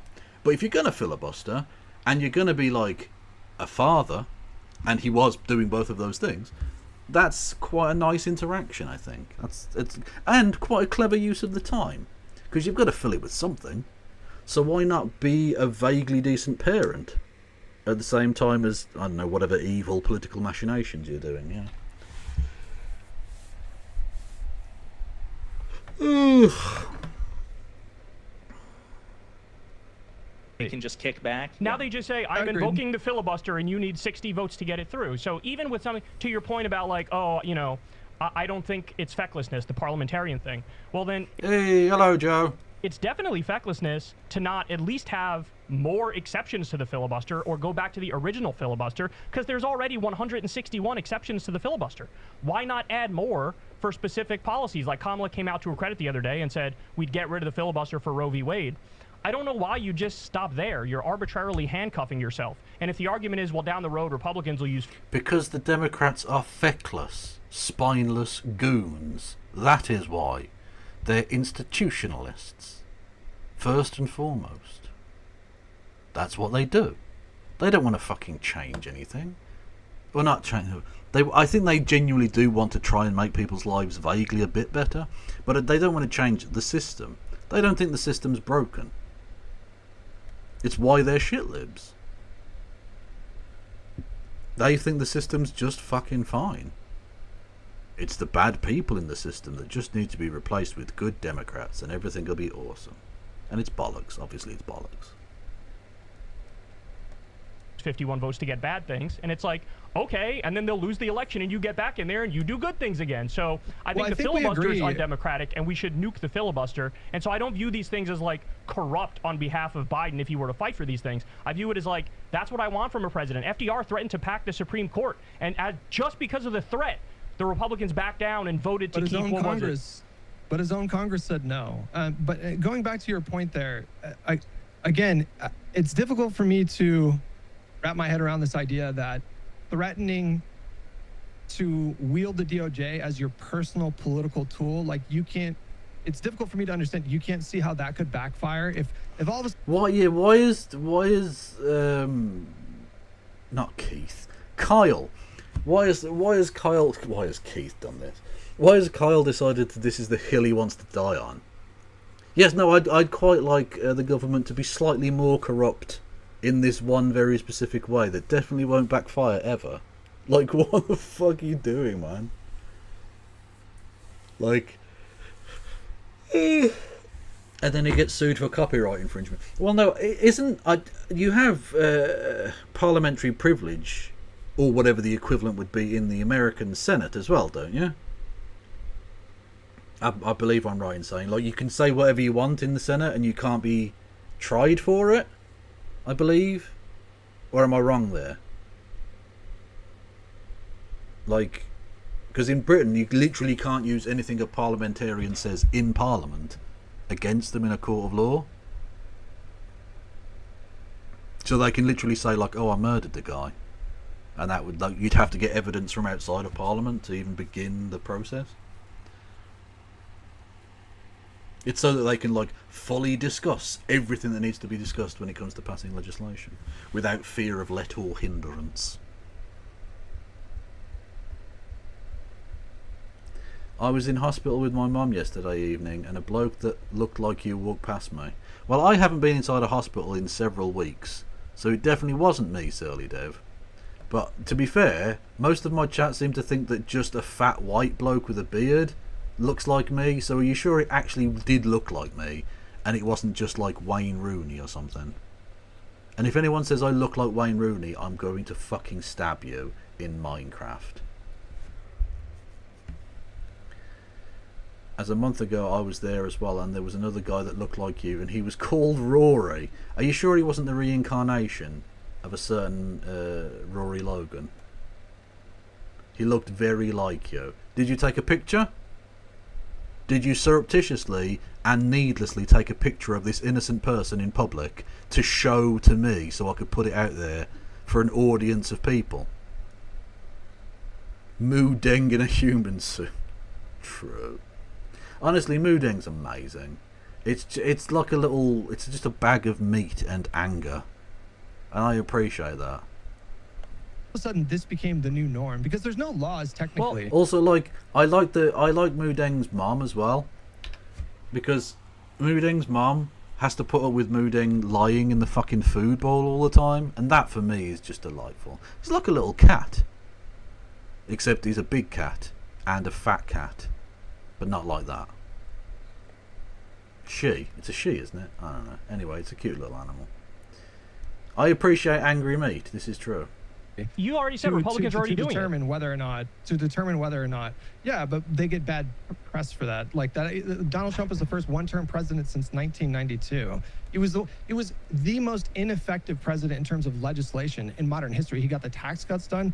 That's the only thing he got done. So yeah, this but idea he did that a lot him of bad being, things. But I guess the he did point a lot of bad things, but to move off of did that corrupt pressure actually help him with his legislative agenda?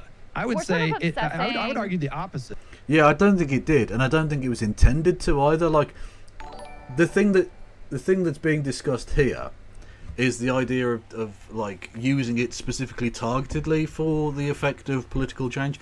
Trump was just using it to like get back at people. So like he used the pardon powers, which by the way shouldn't exist. That's ridiculous. There's no check on that. It's fucking farcical. And undermines a free and independent judiciary as far as I'm concerned. But regardless, he used that to be like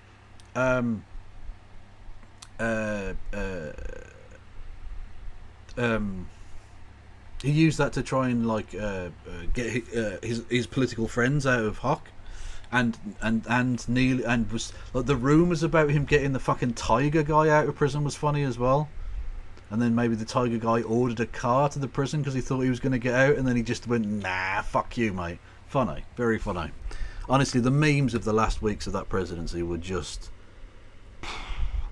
Honestly, I'm getting ready to get back into editing a few videos because I definitely have to do some more of those Trump cringe compilation things. Because people like, as it ramps up towards the election, those are getting views again. I'm getting like 2, 3, 4, 5, 10 comments a day on those videos. Like, people are watching them again because there's an election, right? It was the same 4 years ago. Well, same during the midterms as well. So 2 years ago. Where was I? Hang on. I've totally lost where I was. The point I was fucking making. Thank you, Andreas, Andreas, with $2 US. Much love to you. What is on the glasses? What is that on Glasses Guy's lip? I think it's a scab of some kind. Either he cut himself, or maybe it's a cold sore. So maybe he's got the herp. He's got the herpy derps. Because he's a naughty boy.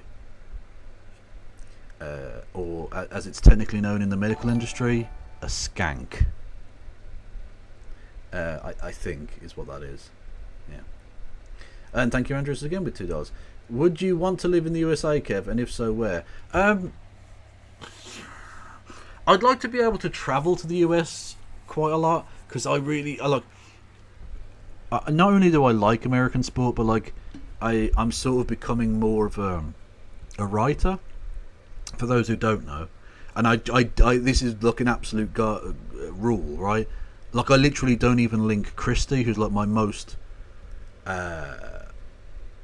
closest internet person. Like I would trust her with like secrets and shit, right? I don't even link her my sports writing. My sports writing and my politics I completely keep separate, because I literally tried to be like have the two together. And then like loads of right-wing trolls went to the sports sites and were like fucking creating trouble. So I now write under a pseudonym on a couple of websites, and about North American sport, right? About basketball mostly, but a little bit about American football, or the NFL. So yeah, so I'd like to be able to actually like attend games and shit. That'd be fucking dope. But in terms of living there, I don't think so. Yeah, I don't think so. I found someone for your Descent of Manosphere playlist. He's called Lord of Patriarchy, and he's really shit. Madcat, you will not believe this, but I literally already have a Descent of Manosphere on him. Lord of Patriarchy is his name now. He used to go by the name Warcorpse 666. He was like the 3rd or 4th episode of that series. He changed his name to Lord of Patriarchy because he got his channel shut down. But like he's literally already in that series. I've done streams with him. I technically, not in a very legal sense, but in a kind of, in a gentleman's agreement sense, I own the rights to be able to use his copyrighted writing material, his books. Because I used to do a series called, what was it called? The World According to Warcorpse or whatever, where I read out his stories, and it was so shit. It was the funniest fucking thing. I've got to get back into that, man. God, that was so funny. Anyway, he's the worst writer, like literally ever. His punctuation is the worst I've seen from an adult ever. Genuinely awful.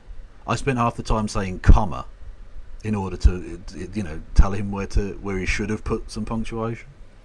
And I did also win a bet with him.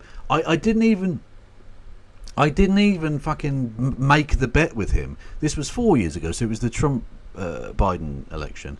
He, for some reason, in a live stream, put out this thing. So he put out a specific video of me, right? For me or whatever, saying, you think Biden's going to win? I literally hadn't even said Biden was going to win. I hadn't made a prediction at that point at all. He said, do you think Biden's going to win? I think Trump's going to win.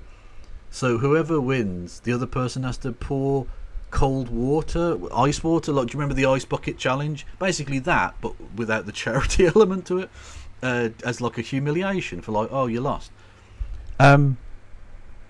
Which, I mean, I don't know, would I have fulfilled it? I suppose I would have done. I don't know.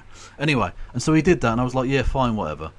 And then when Trump lost, and he was like keeping silent about it for a few weeks, I did a whole thing where I live streamed. During a live stream, I went like, Dave, I'm calling you out, you've got to do this thing. And then I cut it and put it out as a video and linked it to him.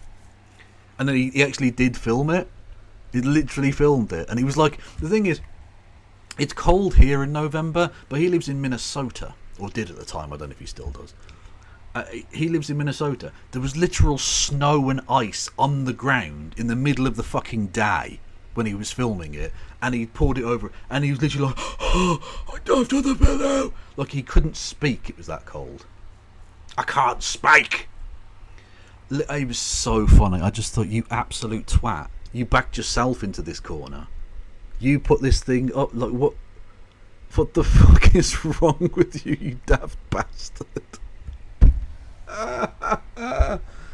God, that was some funny shit.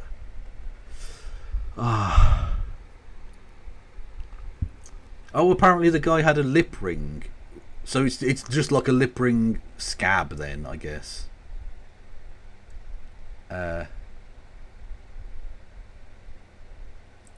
Yeah. Sorry, no, I was on a Warcorpse bent. Apologies to YouTube chat. He does live in Walsasota? He does, yes. He lives in Commersota.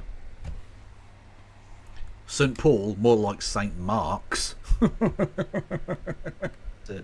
we're sort of obsessing over this one example Kyle gave about the daughter, but I think the broader point is that there did not really seem Yeah, you're kind of focusing on the weird little bit of fascism he wants to pull.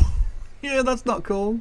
to be any efforts to twist Joe Manchin's arm. It was, or to even offer like, hey, what do you want in West Virginia? Like, I'm not above that kind of like favor trading. Also, give him the Look, they've already got Tim Pool in West Virginia. What more could you possibly want, really?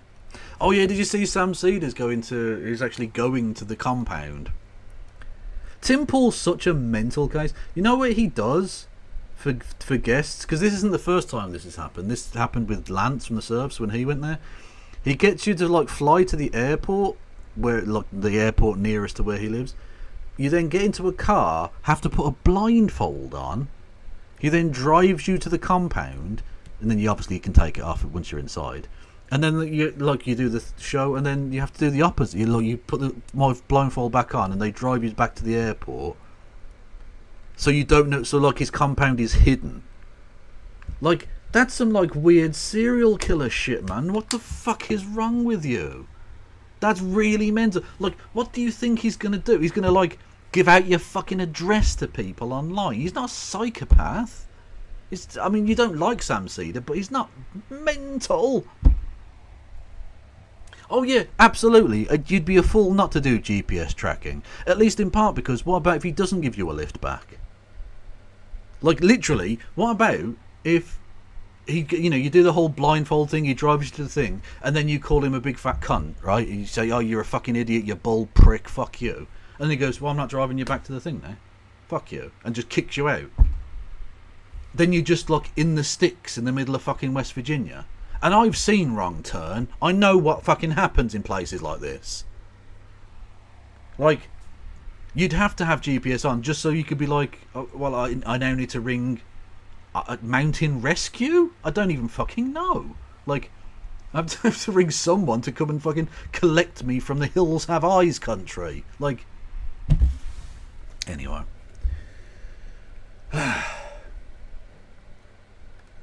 equivalent of the Cornhusker kickback or whatever, it seemed like there was much more willingness to just accept defeat. Well, they're against it. Okay.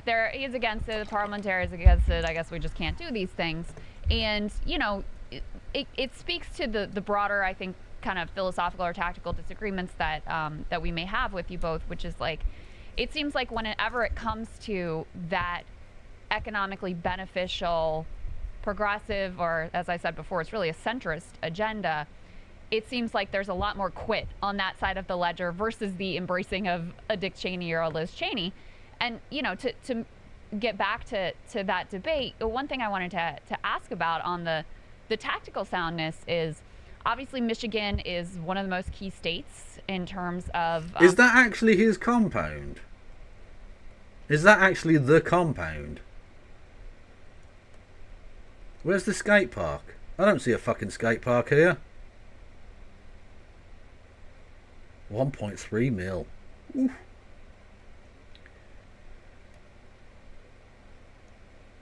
There's a gymnasium, a kids area.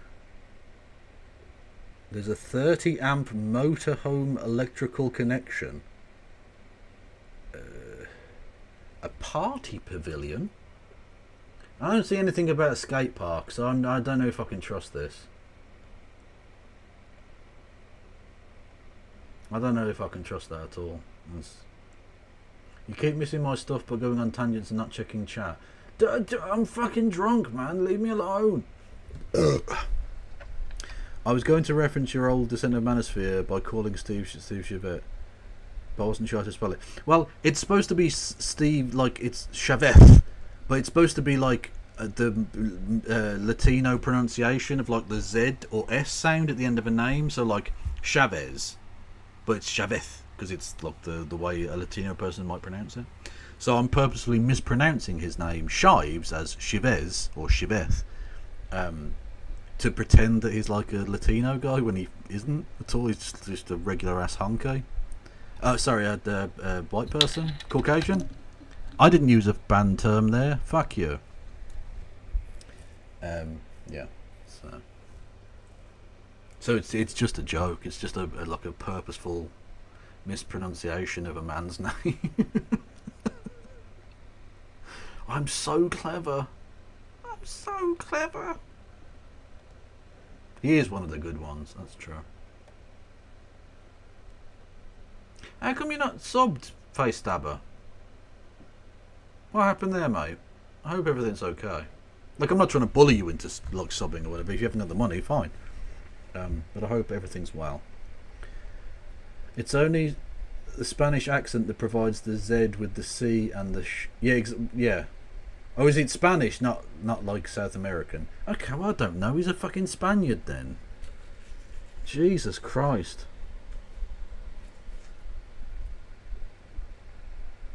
Because I'm a freeloader, I get gifted subs. Oh, okay. Fair enough. Kamala's likely political, path to 270. It probably runs through Michigan, Wisconsin, and Pennsylvania. And there is a significant Arab American voting bloc in Michigan. And there's polling that suggests that a majority of them are actually going to vote for Jill Stein. You can tell Democrats are concerned about this because they're running now. It's a shame because Jill Stein's a fucking prick. Anti-Jill Stein ads. I cannot think that it helps their case when these voters are looking at the fact that you didn't have room for even a pro-Kamala Palestinian American speaker on the DNC stage, but somehow you have room for Dick Cheney in your party. So again, I just want to Exactly. The tent is big. It's just not very big to the left. say, as somebody who brought that up at the beginning, I totally believe, I mean, it's easy for me to armchair quarterback, but looking back on, I do think that was a colossal mistake by Vice President Harris, given the inclusivity of the DNC. And I was there. I mean, you had, it was a totally wide range to not have, and I'm blanking on her name, but she was a state representative, I think, from Georgia. Yeah. Yes, who was going to endorse the vice president and pro-Palestinian. I think that was a colossal error, 100%, and it almost undermined the inclusivity argument. But going back to the chief. No, it's not just because the left don't vote. The Democrats don't want to push left. They really, for the most part, they don't. Joe Biden has never shown any real inclination to want to push to the left. He's always been a reactionary fuck. Kamala Harris is a bit better, I guess, but like, she's a bit younger, so you'd expect that. Cheney thing versus Michigan. I want to be very clear, and I don't want to speak for Hutch, but knowing him as I do, I'm confident he would agree with this. If you were able to produce polling which said, listen, yeah, Harris's approval rating or support among Republicans has gone from 5 to, I think, 9, according to the last New York Times Siena poll, but she's lost 15%, like in the same time, or like she's lost an equal or comparable or greater amount from liberals and otherwise people who are inclined to vote for her as a consequence of that, then I think we'd all agree, well, then screw the Cheneys, jettison. We should always, if given a binary choice, I think we should just lean left more towards trying to appeal to the right. But I think Hutch's position, and this is where I feel, unless I can get evidence to the contrary, that accepting the endorsement of Liz Cheney, I just don't think, or have not seen data, that that's going to cost votes from the left flank. I can't imagine somebody's going to be like, hell yeah, I'm going to... The polls are really tight, Mad Cat. I still think she will win, but it's like, it's a lot tighter than I think I'd ever be comfortable with. I think she will pull it out just because Trump's such a shithouse. And he genuinely does seem to be failing now. Like, in the last few public appearances he's made, he like shuts down. Like he just like stops. He glitches out. He's like Glitch McConnell, or the current sitting president of the United States, in that he's like an old guy who just like short circuits. Like, he literally just stood there like in silence for 30 minutes as songs played and his audience just filed out, and he just sort of stood there. Like, none of his handlers came and got him, so he just literally just stood there like a fucking, like, I don't know, like just like a lost dementia patient or something. He just, yeah, he's fucking gone. Yeah, I doubt he could even do man, woman, camera, TV person, or whatever the fuck it was. I'm going to vote for Kamala Harris. She's accepted Tim Walz, but you know what? She said something nice about Liz Cheney, so I'm going to vote third party. I've just not seen any evidence. Yeah, it's not the specific. It's not. You're right. It's not that specific thing. it's evidence of a potential broader trend which could be damaging. Well, but so, I actually think there is evidence of this specific thing, which, that obviously she dropped 2 points right when she did it? Yeah, it's difficult to pinpoint, but she was doing better in the polls before she leaned hard into the Cheney world, both Liz and Dick. When she was bringing Tim Walz on board, when she was announcing her price gouging proposal, when she was getting attacked as a communist for daring to stand up to companies that are, ripping off American consumers, that's when she was doing her best. And so the flip... Is that a California accent she has? Because it's really fucking annoying. Like, it's annoying on a bloke or a woman or a non-binary person. Like, it's a very, very, like, there's a kind of high-pitched, like, whininess to it that's just fucking infuriating. Maybe someone from the States can tell me geographically where that's at, but it's I get the feeling that's California. Which hasn't been massive, but given that it's a very closely divided country, it is significant and something we shouldn't ignore. And so now you're much more at like a 50-50 likelihood of success post Cheney world, embrace, versus previously it was more like a 60-40. And again, those things are significant. I'm not saying it's 100% determinative, but you do have to look at what she was doing in the campaign when it was succeeding at its highest levels versus how they're doing at this point. So I agree. I agree with you, but I also think she has, since then, she's also saved it. But is it worse than silence? There's no need. There's no need, Marcel. We spoke proper. I don't know what I'm talking about. You're out of audio. Fucking frogs coming over here. You might not even be from here. I don't even know. Actually, that went a bit fucking yum yum. Anyway, she so does the Cali upspeak. Yeah, the upward inflection thing, where it sounds like a question, even when it isn't a question. Like, it's just... Oh my god. Yeah. Very, very annoying. Did a little bit more. Like, they've gotten better within the past few days because they're calling him a fascist and because she did the Fox News interview. But I agree with you that initially when it looked like that was going to be the trajectory, which is a very Hillary 2016 type trajectory, I was like, oh no, they're going to do it again. But let me ask you guys, because this is my grand theory, and I call this the Goldilocks zone for campaigning. I'm curious what both of you think of it. So to me, I actually like the idea of Kamala self-branding. I'm a centrist. I'm a moderate. Say those words and say it in every single interview. I actually love that. But I want her to pair it with saying, I'm a centrist. That's why I want to do free school breakfast. You're off to Wolverhampton tomorrow. I presume that's because Man City are playing there, and not because you've gone mad. And lunch for kids like Tim Walz did in Minnesota. I'm a centrist. I want 12 weeks paid family leave and 12 weeks paid sick leave. So make that the centrist position and then run with it. And then it becomes like, it's a branding thing. People be like, oh, Kamala, yeah, she's a centrist, right? But they associate that with good. Exactly. So what do you guys think of that? I mean, I take your point. I mean, I feel like paid family leave has, what, like 80% approval with the public? It's about that, yeah. Yeah, child tax credit, 70%, all those things are very popular. Right. The difficult thing with public opinion polls for specific policies is that it doesn't necessarily indicate, like... It doesn't indicate what rich people want, and that's literally all that matters? Okay, it's gonna be like 80% easy to get it done because we all know that obviously, in the Congress, with the way that everything's set up, the Republicans have these institutional advantages, and it's just really hard to get popular policy over the finish line. I lost my train of thought there. Josiah, you want to jump in there? Well, no, I was going to say, so it's funny, I'm reminded of what Governor Walz said recently. It was like, one man's socialism is another man's neighborliness. Mm-hmm. And he got grilled on this, or at least she attempted to do so, Shannon Bream on Fox News.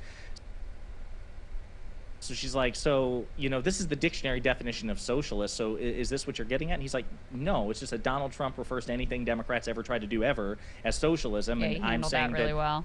Right, exactly. I'm saying that lazy, lax definition just refers to basic common sense things. Let me. Sorry, I was just gonna say real quick, okay, as far as like the moderate thing, I'm not the person to ask on this, Kyle. Because Elliot, you can absolutely go like. People think that because you come from a certain background, that necessarily means anything in terms of your future. Look, in terms of averages, it does. Like your average person born in this socioeconomic status to this kind of parent who has this kind of education, so on and so forth, will lead you that way. But individuals go fucking crazy with it. People from all kinds of backgrounds go into different political fields, different lifestyle choices, all sorts of things. So the fact that Kamala Harris's father was or is whatever a Marxist economist doesn't mean that she won't become like head of American imperialism or whatever, because that's not how that works. Like fucking loads of Trotskyists ended up becoming like neocons, basically. I think probably the most extreme or most well-known example is like Christopher Hitchens. Pete Hitchens was always a fucking cunt, but Christopher Hitchens was like a weird fucking Trotskyist dude in his youth, but like a genuine, leftoid, and then became like pro-Iraq war mental case. Like, it happens, people are very, very weird creatures. I never understood what 707 means. Elliot, 707 is lol upside down, and it's a reference to Mussolini being hung upside down. So we're laughing at Mussolini being displayed, but in a way that he could read, because it's 707. So, actually, can we, as we've mentioned Mussolini, can we get some 707s in chat to celebrate? I mean, honestly, one of the greatest works of public art I think we've ever seen. A genuinely beautiful thing.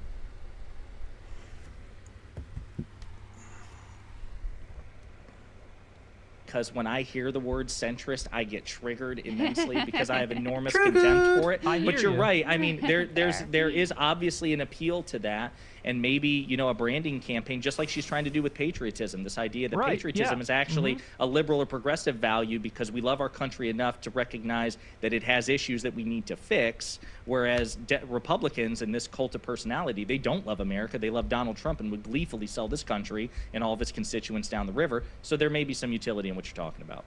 Go ahead, Josiah. Why did they hang him upside down? Because it's easier to hang a corpse by the feet? I mean, literally. They wanted to display the fact that they were dead. They wanted to put a public display on to show, look, we killed Mussolini. And it's easier to just drag them by rope around the ankles. Whereas if you do that to a dead person by the neck, it sometimes falls. Yeah, so there's that. How does hanging you upside down kill you? It didn't. They shot them first. They shot them and then transported their bodies back to Milan to be publicly displayed. Actually, they just dumped them in the middle of it was outside of what was then a petrol station and is now, I think, either a McDonald's or a KFC. Anyway, it's like a big traffic island in the middle of Milan, which is a city in northern Italy, otherwise known as Milano. But for some reason we went, fuck it, we're not having the O on the end. Fuck off.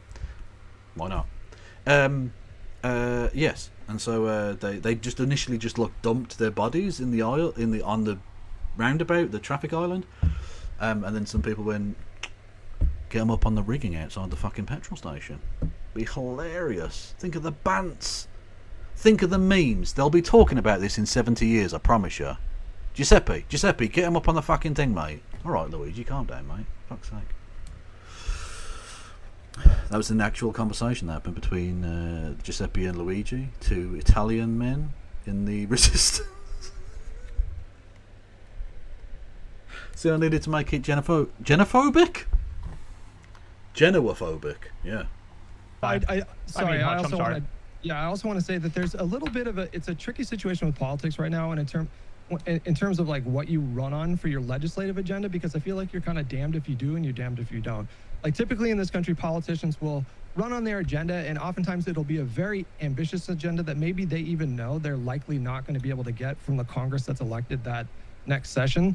So we heard, I feel like Joe Biden has got a lot of criticism for promising a $15 an hour minimum wage, and that didn't happen. Promising more student loan debt, that didn't happen because of the Supreme Court and other factors.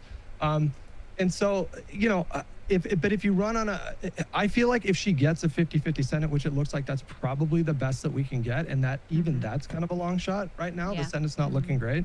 I feel like she's taking a different approach of actually trying to promise policy. No, I am absolutely saying he deserved it, yes. Yes. That seem realistic. Sorry, I should point out Mussolini, not whatever these dickheads are talking about. I'll be honest with you, I've somewhat zoned out of this. Ability to get done. Like, if she was running on Medicare for All right now, it might get a lot of like young progressives excited, but there would be no way for I think all of us would probably agree, there would be no way that would pass in the next Congress. And so it seems to be a different strategy that like Biden took with over promising. She seems to be going a more realistic route. I personally kind of appreciate that honesty, and I'm curious what you guys have to say about that.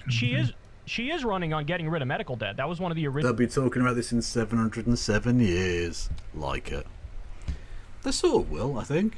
I think it was a big enough event, they'll probably still be mentioning it. Assuming we don't, you know, cause the death of human existence. Because of, like, global warming or nuclear war or something. Fingers crossed. Fingers crossed that doesn't happen. Anyway.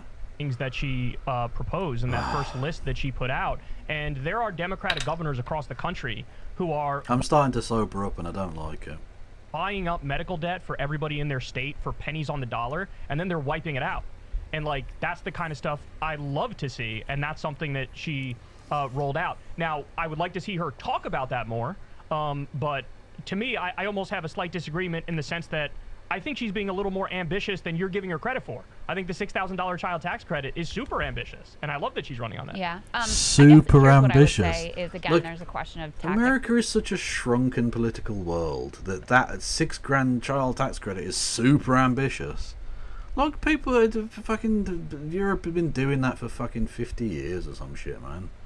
Super ambitious. Look, don't get me wrong. I'm not suggesting he's even necessarily incorrect about that, but like, the fact that that is like a talking point, like that could be correct, is just fucking sad. It's very sad. And substance. So the student loan debt example is a really important one because this was not a policy that Joe Biden would have, I hope we all agree, probably would not have pursued if he wasn't under pressure in a Democratic primary situation. But he was under pressure, and so he promised a certain policy. Now, that policy, for a variety of reasons, was not able to come into fruition. Some of it was. But if he hadn't been forced on the campaign trail to take that position, then I don't think he would have done any of it, because it wasn't so, like, he dragged his feet about it, he wasn't in love with it, but because he had said this, he was under a lot of pressure by activists to get something done during his administration, and they actually have done a significant amount in terms of student loan debt relief. Yes. So on the substance, I think it actually is important that... I'm so tired. You know what? We're going to do a short one tonight. After this, I'm done. Because I am starting to flag. We get politicians on the record about promises they're making to the electorate. Hey guys, this is just a... Thank you to James Holmes with 5 gifted subs. Much fucking love to you. Right at the death. Right as we finish. Small piece of the debate that Crystal and I had with Hutch and Josiah from Pondering Politics. I guess you could... I don't know what the fuck that is anyway. I don't care. I don't care. We're just gonna put the big fat fucking Musk face on the screen. And you know what? I'm gonna let those noises play out. I usually would stop it, but I can't be fucking bothered. We're gonna listen to that noise 5 times. It's gonna happen. Come to fucking peace with it. Can we watch this? 20 minutes of adorable puppies. Oh, we can watch a couple of minutes of it, I guess. Let's have a look. I can do adorable puppies. This is the greatest day of my life! Oh no! No! Oh, the little pupperino!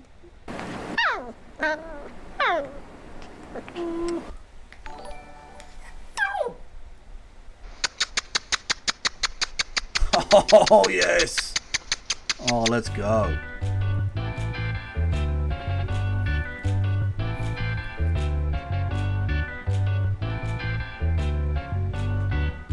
Major attack. babies!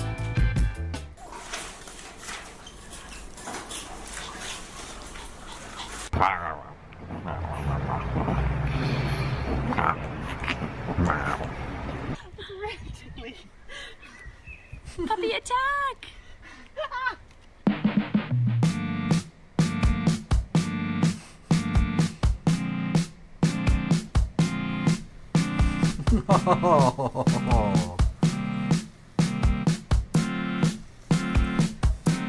Honestly, dogs are too pure for this world. Dogs are just happy at everything. Like, you just, like, you get up to answer the door, like, yeah, they're getting up to answer the door. This is fucking amazing. Let's investigate shit. Adventure. And you could, like, you can throw a dog, like, a bit of paper and it will play with the bit of paper. Like, dogs are just fucking amazing.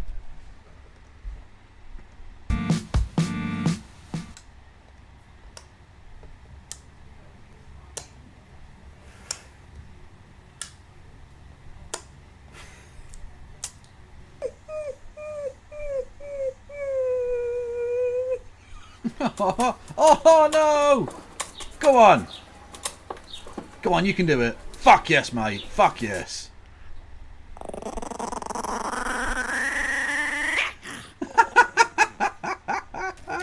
Oh no. Oh.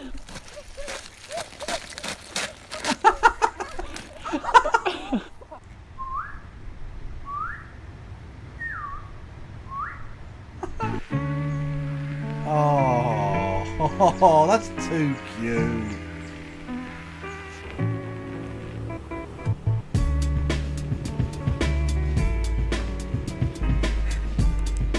Okay, that's a slapping beat as well. I love it.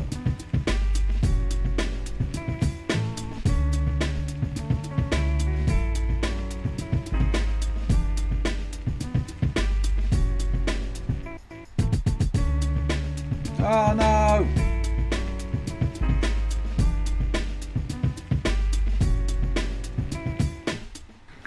It's pretty nice. You look handsome. Ow.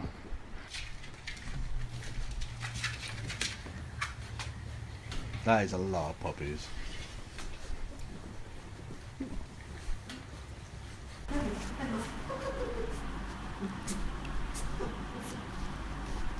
Oh.